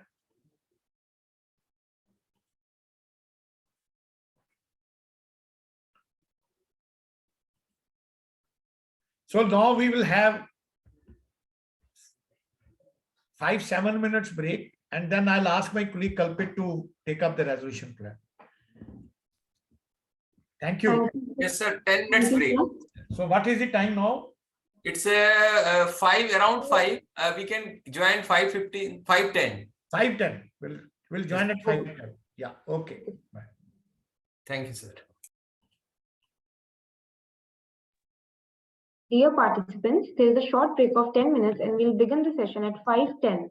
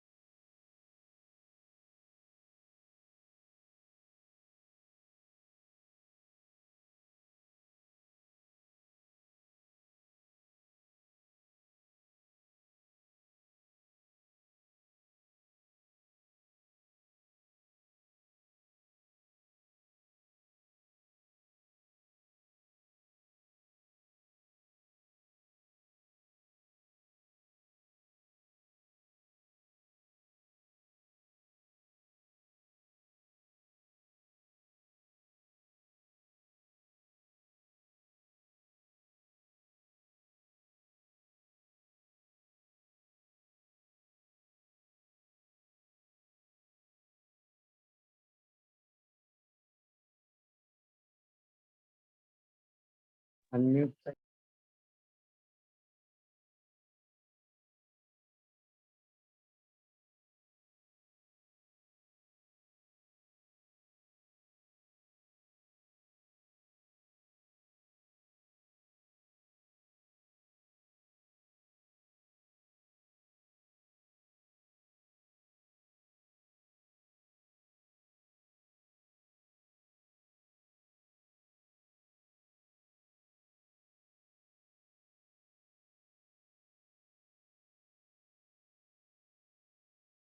Unmute.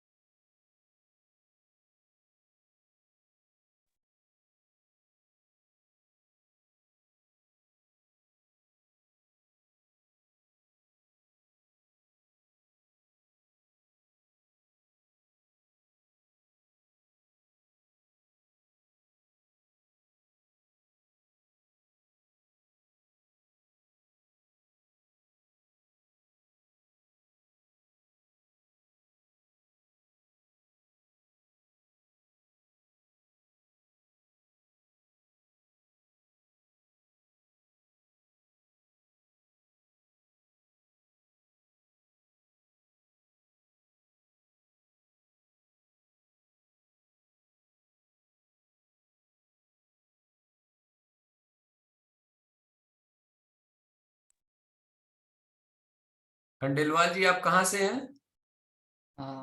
I am a partner at Aekom Legal, works with Satwinder Singh only. Okay. Yeah. So he's our M&A partner. Okay. Thank you, sir. And concentrating much on the IBC. He Welcome to the was session. instrumental with me in acquiring Ruchi Soya, even the Orchid Pharma, NTL, what 10.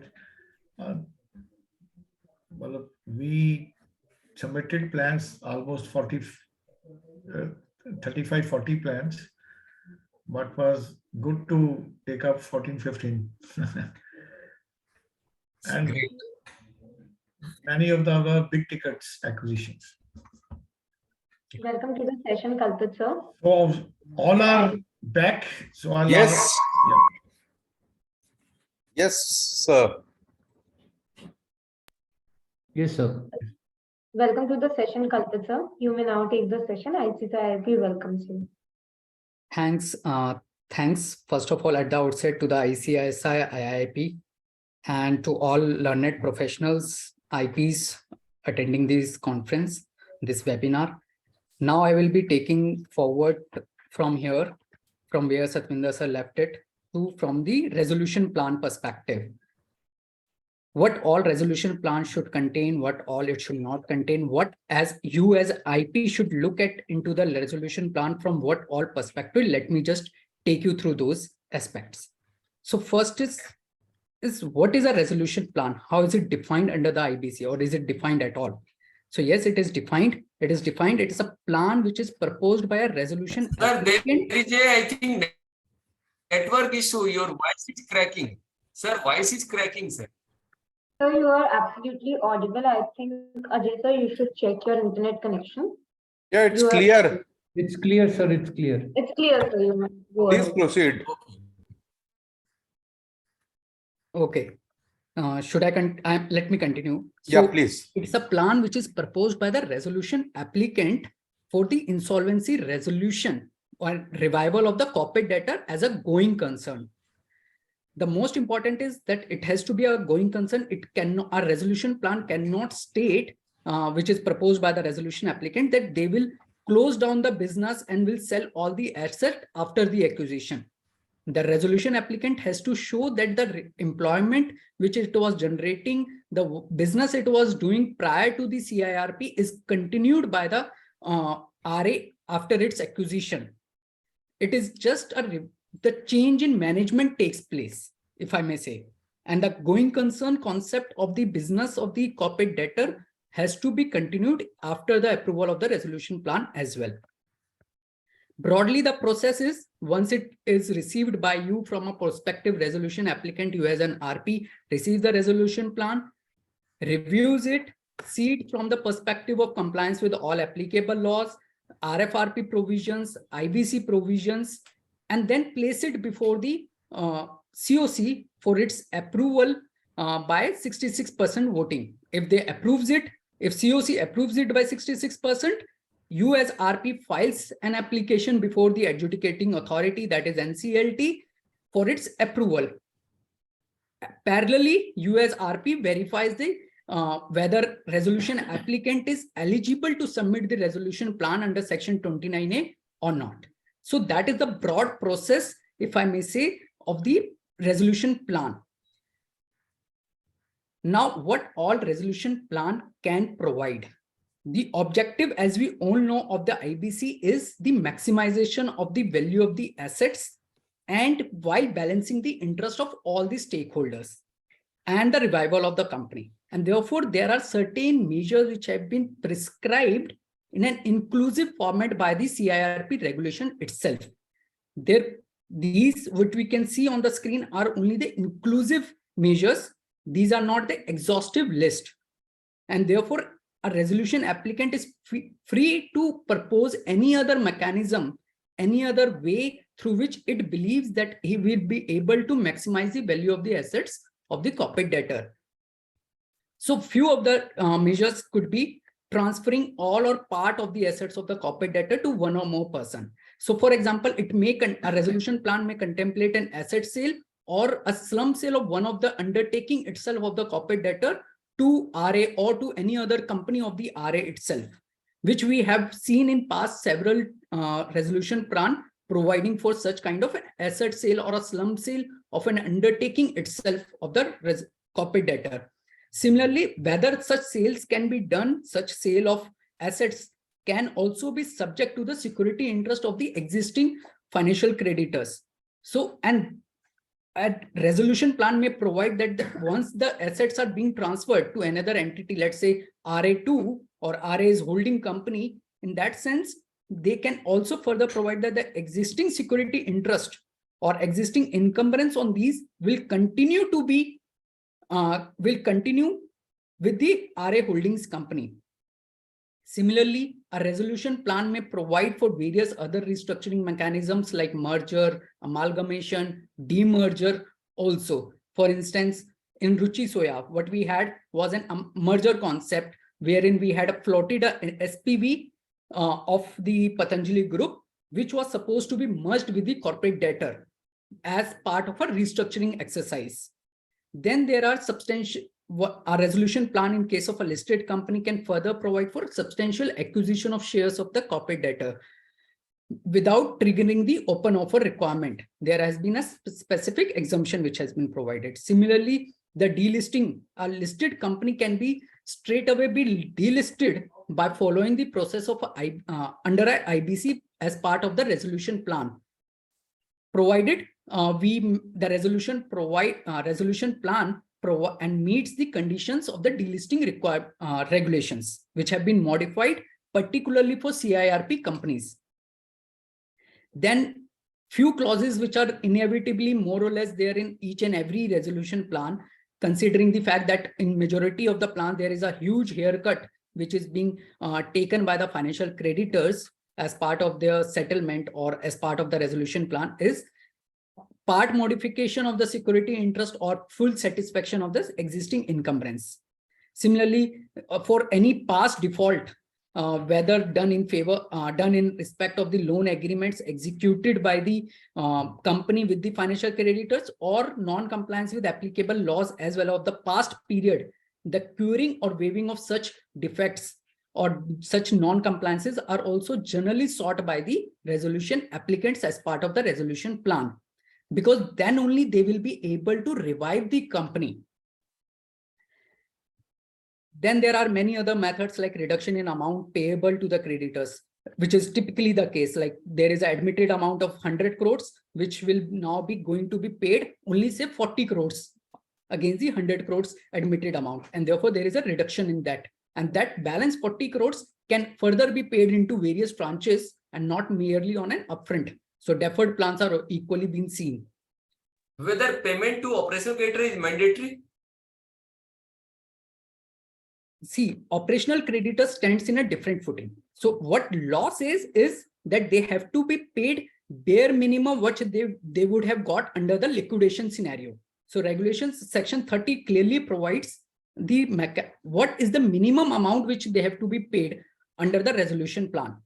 However, if liquidation value doesn't provide for OC, then he will get zero. A resolution plan may provide a zero amount.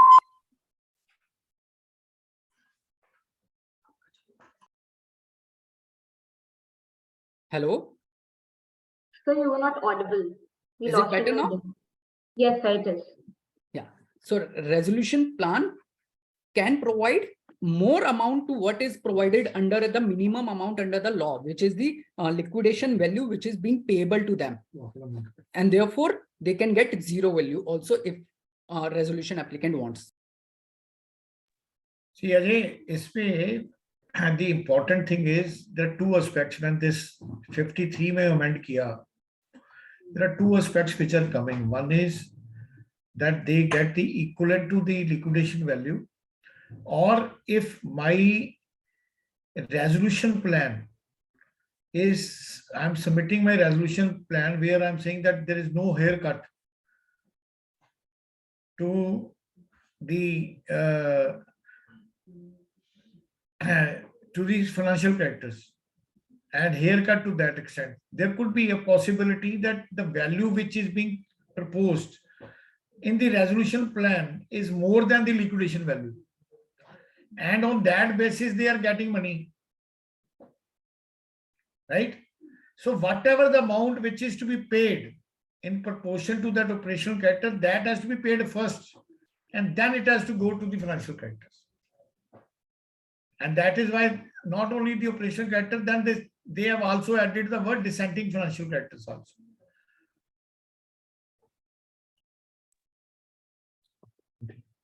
Okay. Sir, here one more question, that at what stage valuation report should be shared with the RA?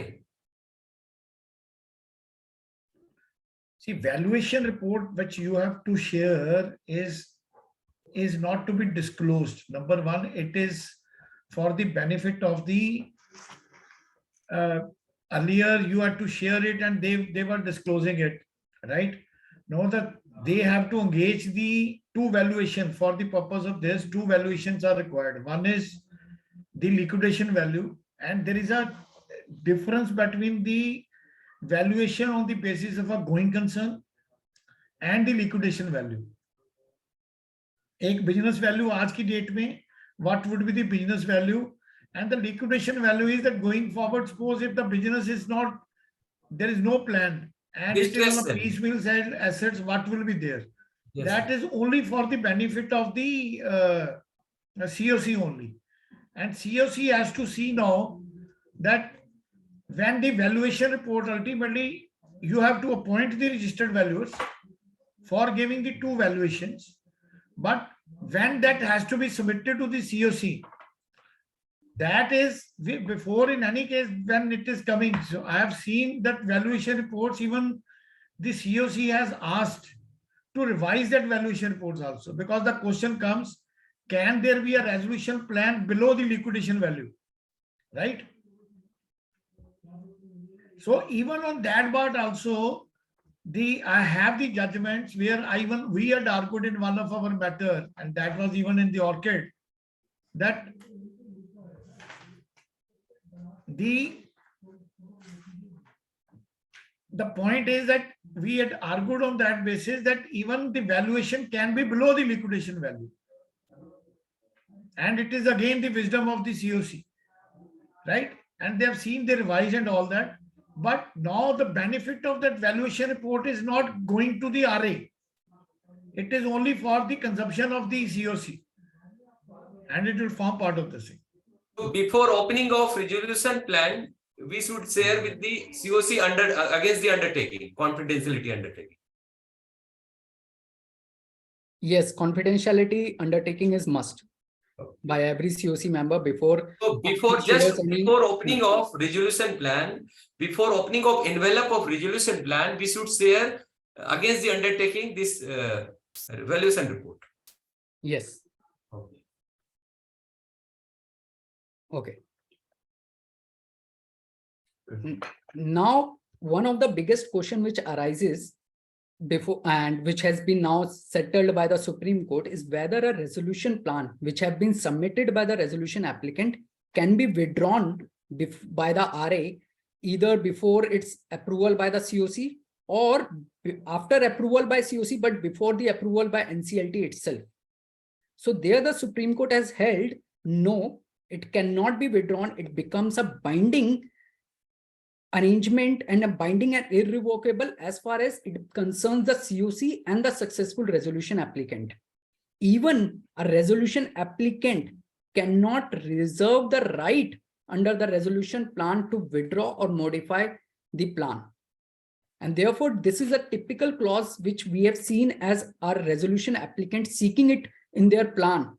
And therefore, it is the obligation and the duty of the resolution professionals to ask for a legal correction on those clauses by asking the RA to delete it from the plan, that if there is any clause which says that RA will have the right to withdraw or modify the plan from after it has been submitted to the COC for its approval. And therefore, it is now your obligation or onus in a way. Now, what are the typical contents of resolution plan and which are to be seen by you as RPs? First is about the overview of RA, which is contains, and that will help you from all the qualitative criteria which you have to put it against the evaluation metrics. In an evaluation metrics, there are various qualitative criteria. The entire aspect which is being written about the RA in the resolution plan, that gives you the basis from where you will pull out the data and give marks accordingly against the evaluation metrics.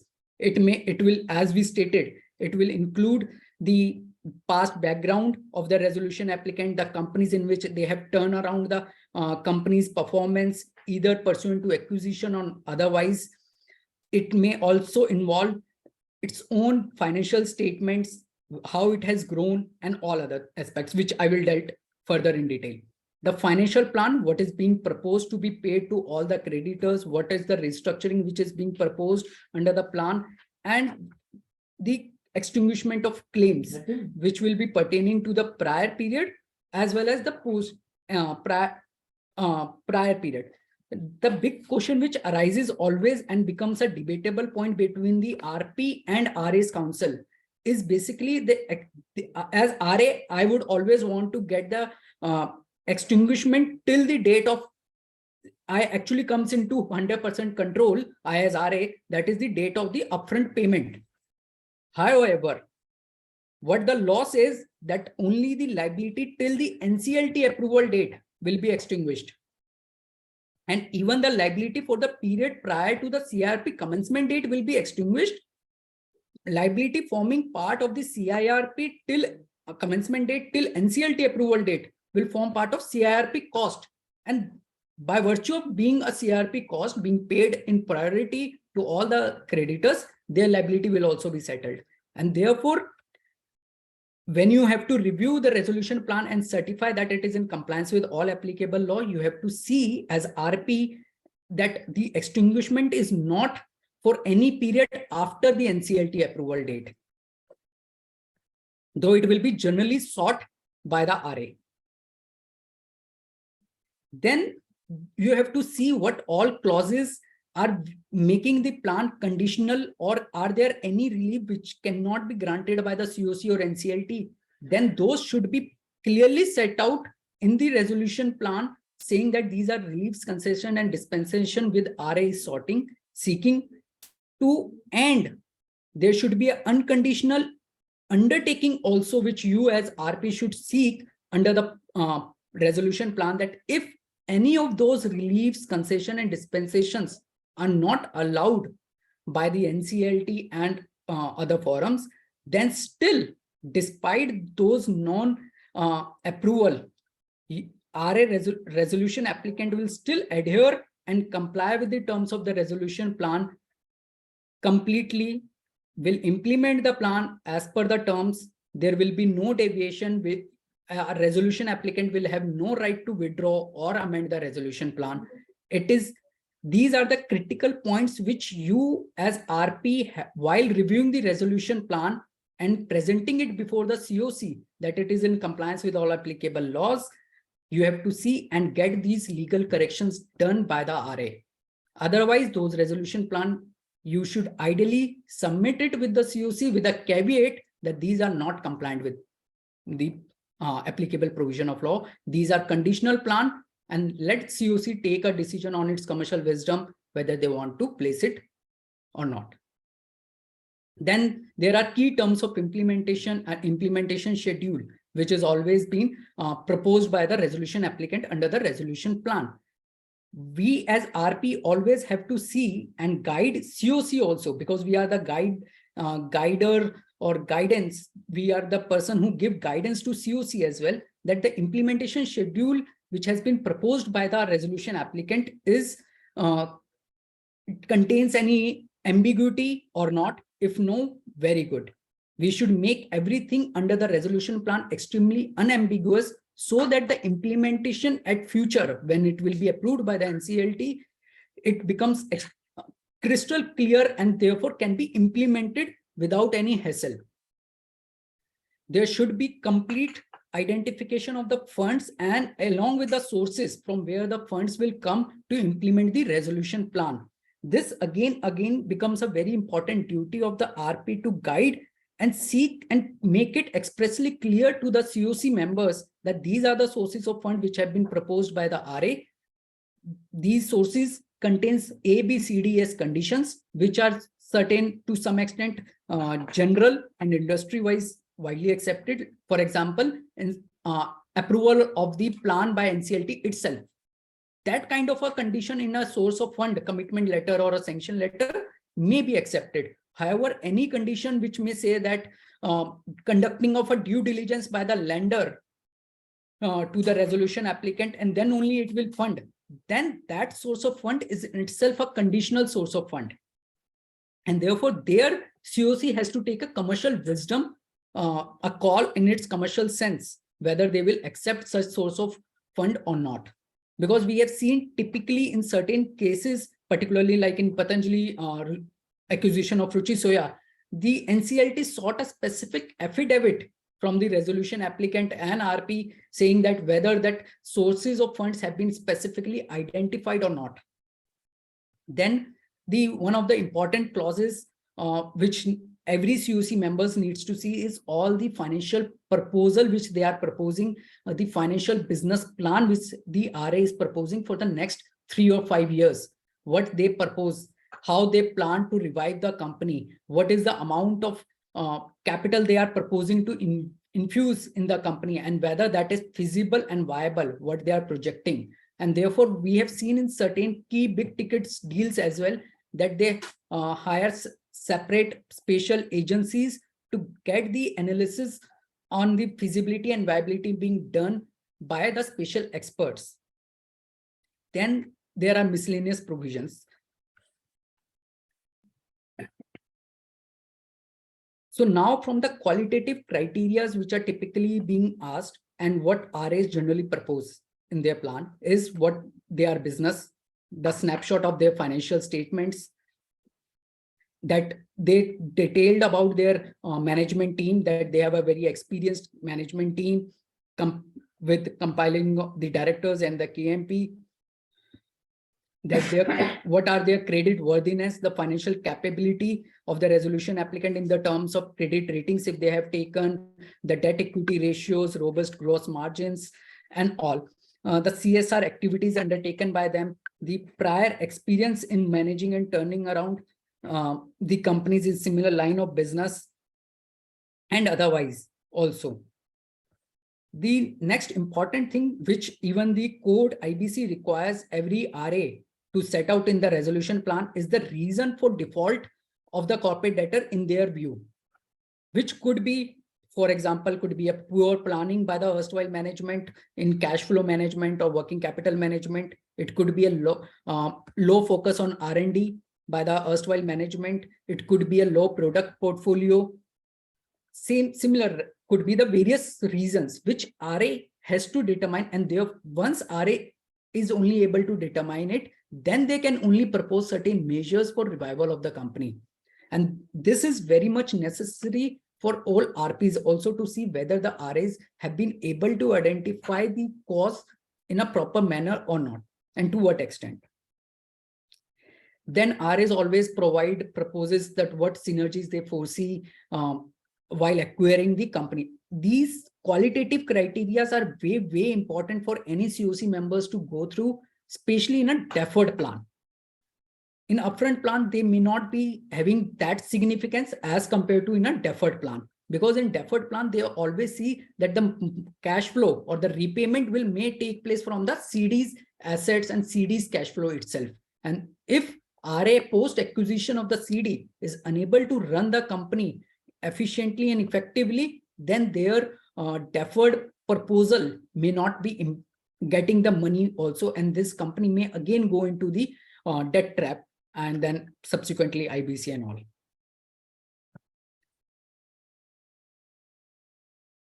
Then regulation 38 is the one which is regulation which says that what are the mandatory contents which a resolution plan should contain. First, that what is to be paid to the OCs, what is to be paid to the dissenting FCs, whether any resolution Prior to or this any slide, of there its, was sorry, Kalpitji, I'm yes sir. sorry for bothering you. There was one more slides you missed prior to this. Yes. Okay, the resolution applicant in a resolution plan further says what are the strategies in their mind to turn around the corporate debtor, and like infusion of working capital, hiring of turnaround specialist or an industrial experts, the replacing and overhauling the existing machineries, or consolidation of the operations. How all these are qualitative criteria. As I said, qualitative criteria are more important and very, very important. I should say, in case of a deferred plan. And yes, the last not the least, the 29I undertaking coupled with an affidavit, which is typically sought at the EOI stage itself, which as RP should see also that whether a revised 29 affidavit at the time of submission of the plan should also be sought, because the regulation 29A clearly says, section 29A clearly says at the time of submission of the plan. And therefore it is very critical that when they are submitting the plan, you should have as of that date the 29A affidavit. Okay, now let me come back to the mandatory contents. So there are certain mandatory contents which are more or less I have discussed, like what should be paid to the OCs and dissenting FCs, the treatment of all the stakeholders, including FCs and OCs, failure by the RA or any of its related party in implementing the resolution plan in past, the management and control of the corporate debtor during the term, and adequate means. So these are the broad terms. Cause of default, feasible and viable or not, they have to demonstrate, RA has to demonstrate everything, and whether it has provisions relating to effective implementation. This is relating to a conditional plan, as sir was saying that in one of the resolution plan, which was approved by NCLT Calcutta of Stestilit Limited, wherein a conditional plan to some extent was approved by NCLT Calcutta, and which pursuant to which even the Indian Railways issued an internal circular to all their departments that any resolution plan which has conditions has to be honored by all the departments of the railways also. And therefore, it is somewhat an exception. Yes, this NCLT order was prior to ABIC's judgment as well of Supreme Court. Now, one more. Which judgment? Which judgment? NCLT Supreme Court judgment of ABIC's. ABIC's. Okay, okay. Yeah. Which we discussed sometime back, that whether withdrawal of a resolution plan was allowed or not, and whether a conditional plan can be submitted or not. Now, one of the most important aspect of any IP as RP is to see whether the resolution plan is in compliance with all applicable law or not. And that is very much a critical requirement as prescribed under the section 30 subsection 2 clause E, that RP has to examine each and every resolution plan and confirm whether that plan is in compliance with all applicable law or not. So if I may take broadly what all applicable laws are involved while you have to review: income tax law, depending RBI laws, particularly the exchange control regulation, competition law, SEBI regulation, and indirect tax law. And then depending upon the industry, it may be having certain other laws like labor law, industrial law, or if the industry is specific to certain sector, then that sector specific laws. What about stamp duty, Stamp Act? Stamp Act is most important, and area in which Satwinder sir. See, company is taken over by the order of NCLT through resolution plan, then how Stamp Act will come into picture here?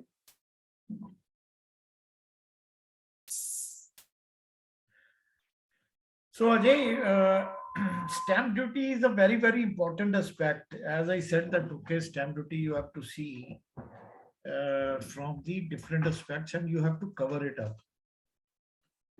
Now, you tell me that, okay, what is in your mind so that I can answer that.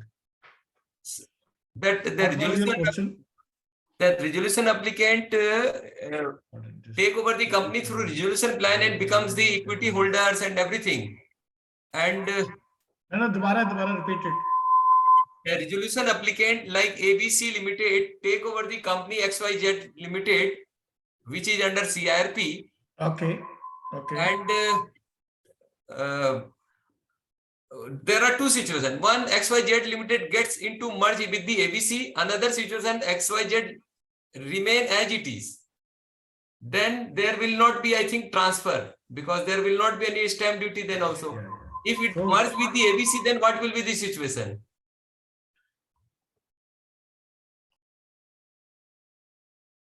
Sir, please unmute yourself, sir. No, Yeah. no, coming to this. No, see, you have to see into a different perspective, right? Now, in the resolution plan, there are certain things. Suppose if there is a property, right, which is in the company where they say that if even if the shareholding, like if you see the DDA property, Noida properties, they say that even if there is a change in shareholding beyond 50%, it will be treated as a transfer and you have to pay the unearned increase, right? That's a one situation. So stamp duty is payable, and you see it's a different subject. If I start speaking, I'll start speaking for 1 hour, right? So it's entirely a different subject. This, I'll just make it, the stamp duty is not merely payable on the transfer of assets. Stamp duty is payable on the instrument through which the assets are to be transferred, and there is a very fine distinction, right? So, which I'll take it sometime, that what are the implications of tax and the stamp duty, even in the resolution plan and other thing. That's the important aspect. But any stamp duty which you have to pay, now in the resolution plan, they say that it may include merger, demerger, slum sale, whatever, the business which is being carried on. So once you are taking that carryover of that business, there is a possibility that the immovable properties which you are making, it is, if it is a movable properties, you say that all the movables and immovable movable properties which can be transferred by delivery and acknowledgement of possession, that will be transferred. So there is no instrument, so no stamp duty. But where there are immovable properties, you are making that payments. So, but if it is a merger, then probably it is the order of the court which is treated as an instrument. You have to pay the stamp duty on that. Similarly, if the company continues to be remain, then probability of the stamp duty is less, except on the issuance of shares, except on the new document which you have to create it, then you have to pay. But you also must examine that if there are any regulators and you have not provided in the resolution plan that by virtue of the change in shareholding, because it is under the stress assets, you are reviving that any value addition. You see, normally they say that if there is any, there is a concept of unearned increase, right? Unearned increase is that if there is any change in shareholding, they says जिस value पे आपने लिया था और आज की जो value का डिफरेंस है उसका 50% आपको अथॉरिटी को देना पड़ेगा जिसने लैंड आपको अलॉट की थी. So there may be a aspect of the unearned increase. So if you want to save it, you provide it, that unearned increase will not be there. But there are various judgments where they have said that as regard the transactional expenses are concerned, that is not going to be extinguished. But कई जगह कई benches ने इसको law भी किया हुआ, like I'm saying unearned increase है या दूसरा, right? Okay, continue. Thank you, sir. Thank you, sir. Okay. So now, see LODR, then during CIRP, there are certain exemptions which have been provided, which are not applicable to the companies which are listed and under CIRP process. So provisions relating to audit committee, nomination committee, or stakeholder relationship committee, risk management committee are now not applicable to CIRP companies which are listed. Then again, composition of board of directors, number of meeting, because the board powers have already been suspended. The question of these committees or composition or number of meetings will not arise. And therefore, the specific exemption or provisions have been carved out in the LODR regulations. Similarly, there have been several other amendments like material related party transactions or disposing of more than 50% shares of a material subsidiary or assets of more than 20% of material subsidiary. Now, no shareholders' approval is needed, and every such transaction will be governed as per IBC.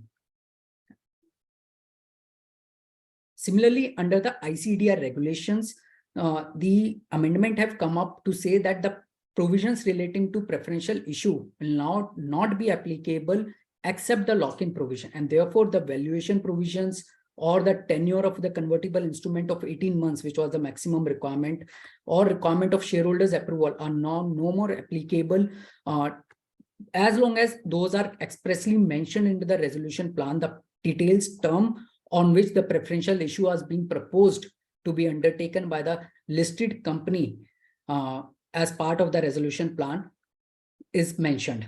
And those are disclosed also to the stock exchange immediately upon its approval by the NCLT. Then similarly, if the corporate debtor is a listed entity and the resolution applicant wants to propose that the company will now no longer be a listed entity and they want to delist as part of the resolution plan, there also the detailed mechanism or the process which was there under the for normal companies which are not under IBC or CIRP, the separate provision have been carved out completely, and a detailed procedure has been provided which says that a plan can expressly provides the delisting of shares, and an exit opportunity has been given to all the public shareholders, which should not be less than the price in the liquidation value and the price which is being offered to the existing promoters and other shareholders. Further, it says that the disclosure of the exit price has to be given within 1 day of its being approved by NCLT and not by COC. Further, there is a cooling.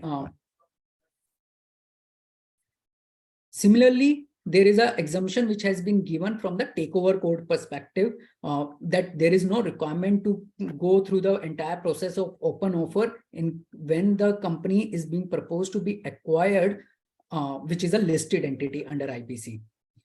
This is the process which we followed at the time of acquisition of Orchid Pharma and SCL Manufacturing and Ruchi Soya Industries, now Patanjali Foods.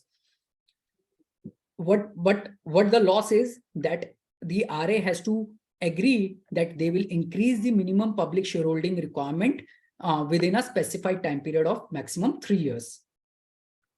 Then there is another amendment which I was just saying that over a period of 3 years, they have to bring to their minimum public shareholding to a 25% level by achieving 10% in first 12 months and balance 25% up to 25% in 3 years from the date of NCLT approval. And on the date of the first day, it should have minimum 5% of the public shareholding. So one question which typically comes before RP is whether if they are issuing any shares to the financial creditors as part of the resolution plan, whether they will be considered as promoter or whether they will be considered as public shareholders from the perspective of the minimum public shareholding requirement. There have been various precedents, and SEBI has agreed that they will be considered as public shareholders.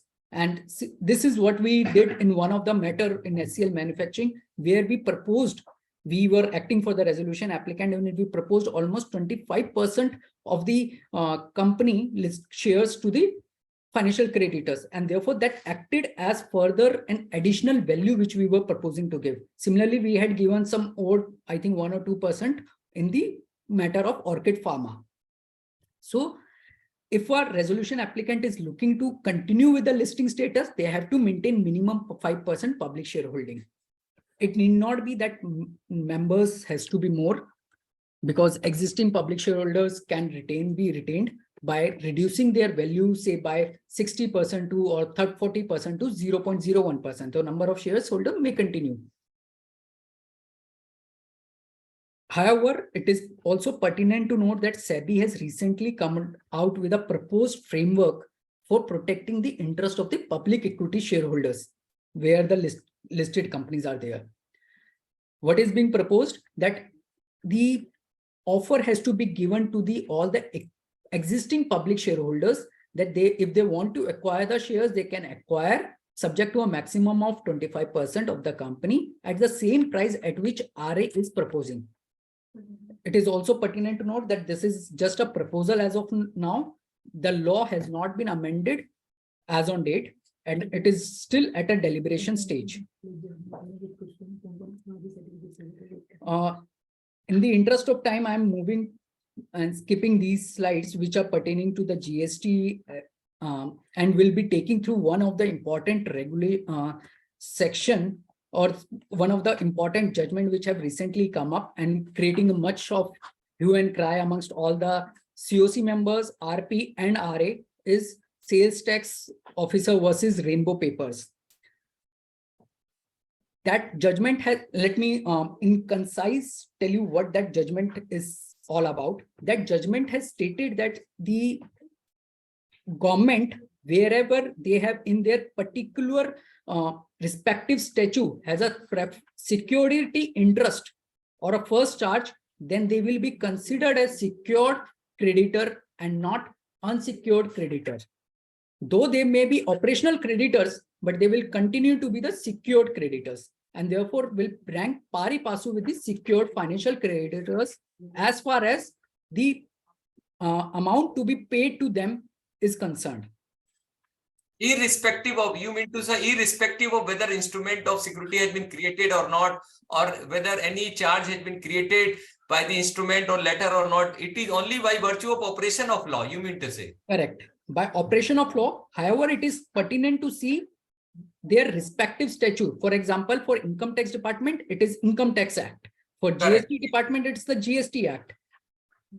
GST is state law, na? That is state law. Yes, it could be a state, it could be a central law, but respective statute. So important is that when the IBC have come up, there have been amendments which have been carried out in certain acts like Income Tax Act, GST Act, Custom and Excise Duties or Provision Related Service Tax Act have been modified to say that their claim will be considered to be unsecured, and because IBC says otherwise, it is inconsistent. And NCLAT recently in few matters, in one or two matters, have upheld that GST Department, Income Tax Department will not be considered as secured creditor under IBC because their respective statute has further been modified in line with IBC. However, there are certain value-added tax acts of respective state. For instance, Gujarat value-added tax, 48, section 48, which was the subject statute before the Supreme Court in this matter, where the respective statute has not been modified, and therefore by operation of law, they were supposed to be the secured creditors and therefore will rank pari passu with the secured financial creditor. Now let me tell you as RP, what is your duty, most important duty, and to verify the resolution plan till such time any law is not being proposed and modified to negate the impact of this rainbow paper judgment, which is currently under proposal stage. As an RP, you should always see whether there are any claims of the government departments either in the books, whether or not they have submitted the claim. Because in this judgment, the court further stated that it is the obligation of the RP to admit their claims irrespective whether the government department have filed their claims or not.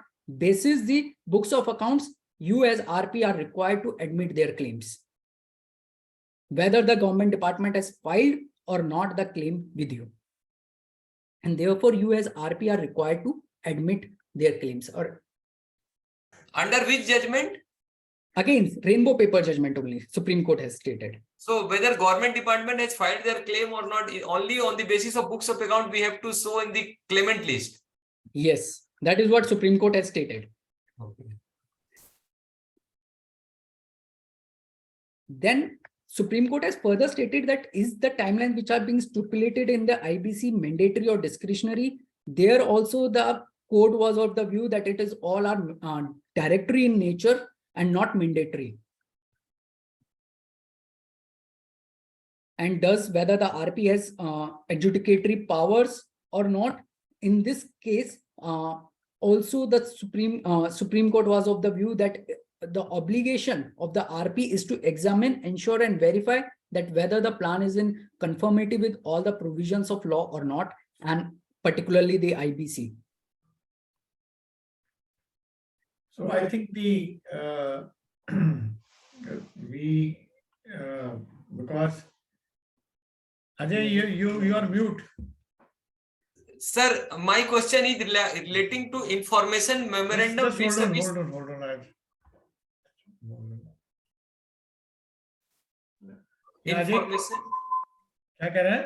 Information memorandum vis-a-vis resolution plan, whether RP is required to, as I said, that RP is required to mention the name of the creditors in the information memorandum in two categories. One is that's what I've given that judgment earlier also, that it is not that, okay, whatever the claims which have been filed, only that has to be considered. Even if those claims are in the balance sheet as a contingent liability, you add it. Okay. And I put it to you is that the definition of claim, look at the definition of claim, look at the definition of default, look at the definition, Sir, that what is even the contingent, sir, please let me, litigative. sir, please let me complete my sentence. In that case, whether resolution applicant is duty bound to make the payment to the person who has not filed the claim, but his name is appearing in the IM. I think you are taking the judgment in a different way. It is not the resolution applicant who is labeled to this. I'll just show you I'll just give you the crux, because we have already exceeded the time. And but what I'll do is, just for 2 minutes, I will take you and I'll just stop the screen sharing so that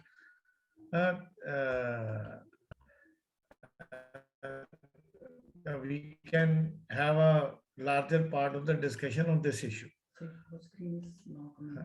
Huh? Yes, stop share.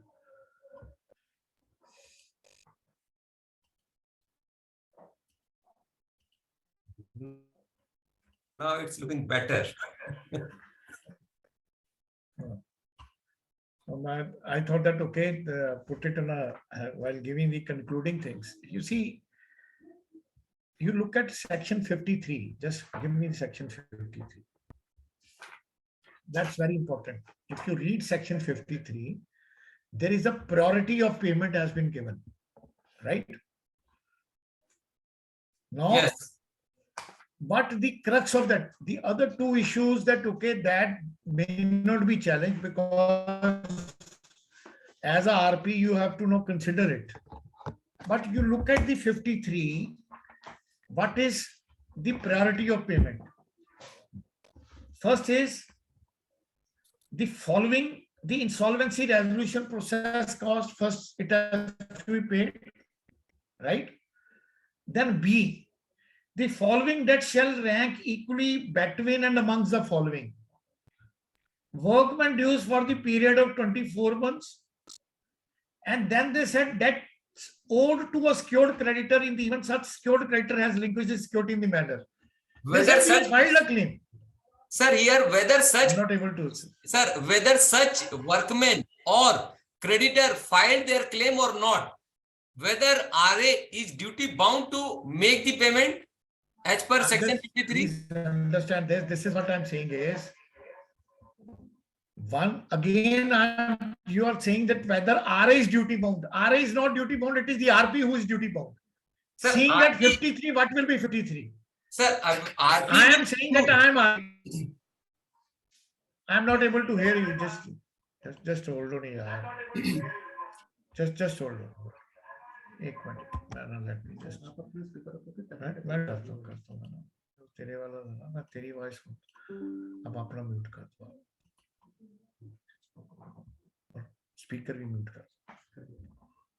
Am I audible now? Yes, sir. Yeah. Now you look at it. Suppose if I am RA, I am duty bound to give a financial matrix, right? I will say कि देखो जी ऐसा है, मैं तो 200 करोड़ रुपए पे ये सारा मेरा प्लान है, इस 200 करोड़ में फाइनेंशियल क्रेडिटर्स, सिक्योर्ड क्रेडिटर्स को इतना पैसा जाएगा, right? In the priority of payment मेरे को देना है. Now, if you will see 53, the priority of payment to government dues is coming after the financial debts owed to the unsecured creditors. It is coming E. What they are trying to say is कि मेरा priority of payment B में आता है, not after this. Amount उतना ही है. What they are contesting is कि पहले आप जो मेरे को secured creditors देना है, you also treat me as a secured creditor because I have a charge on that. So what they are doing is actually in the rainbow, when you are talking about, it is not impacting the RA. It is impacting the financial creditors or the secured creditors because the ratio is getting changed. Sir, my simple question is ABC Limited. ABC Limited has supplied a material of rupees 1 crore to corporate debtor. He has not filed his claim. His claim is showing in the balance sheet. In that case, whether RA is liable to pay to the this ABC Limited as per 53? No, 53 again. I'm just making it is the issue is that when they are paid and it is coming as a contingent liability, is coming as a liability while giving in the information memorandum, right? While giving it in the information memorandum, you have to take into that consideration. Okay. Whether they filed their claim or not. Whether they have filed it claim or not. Yes, that's what I was asking. Yeah. Okay, thank you, sir. So that is the crux. I'm just on the rainbow. Yes, sir. Clear, sir. Rainbow में other two issues which have been discussed that we had highlighted in our presentation, that what all those issues were discussed, but the crux of that is they were saying that you have to rank pari passu with the unsecured creditor while determining is, because even the resolution plan, जब आप section 30 देखते हो तो आपको जो plan देना है, it is in compliance with and the payment should be in consonance with 53. 30 भी कहता है, right? So that's a summary which I'm just making it to you, is the important aspect which you have to see. But here, sir, my question arises only because of law is silent about this. ABC Limited has not filed their claim, but his claim is showing in the IM because of balance sheet. No, see, your claim is coming. This is what I'm saying. Suppose when is your claim due? This is what I'm saying is whether there is a default, that's a different thing. If it is already a claim and if somebody has not filed it, then what would be the situation? That is the RP and COC has to take it. Later on, if you have not filed it, but the only thing is if you are showing that, okay, this is the information memorandum which has to be paid, ultimately they have to see to it. Now, as regard the government dues are concerned, see the operational creditors, there are three types of operational creditors, right? Now, on that your question, one is the operational creditor who has supplied goods and services. Second category of operational creditor is the employees. Third category is the statutory dues. There are only three categories of the operational creditors. Now, in the rainbow judgment, वो कह रहे हैं कि जी ये operational creditors हैं, irrespective उनकी mandatory नहीं है कि वो claim file करें. Sometimes it happens. This is what Supreme Court is saying. Now, when you are admitting that इतना amount due है, unless and until it's contested, it becomes contingent, and they have not filed it. Then you make that in the resolution plan and other thing, and you say that I'm not considering it, that claim as a liability. Then it will be extinguished. But if you are making that claim as a liability, irrespective of nahi aaya hua, because of rainbow judgment, you have to pay.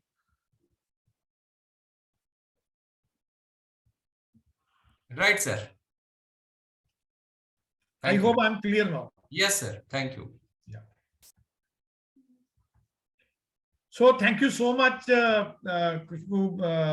I think we had I think it, as and when you see I have to speak or this thing, though it takes time to prepare for presentation, but I always take it that it's a learning experience. You revise your own knowledge, and you update yourself on this.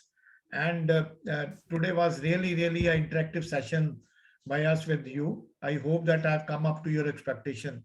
Over to you. Yes, sir. Thank you very much, sir, for valuable this webinar and information sharing. Very this practical knowledge and practical experience which you have gathered through this Ruchi Soya and very other companies. So thanks. Ma'am, we will request that stamp duty, the aspect as to stamp duty and other tax duties, a webinar should be conducted, and sir may enlighten us on those aspects also. Okay, sir. Bharat sir, we have noted that, and we will definitely disturb sir again to just take a session on the stamp duty aspect. Madam, So- Thank you very Madam, much. can I request you to share the presentation with us? Yes, Yes, ma'am. yes, please. sir. I will share that by today only. Thank you very much.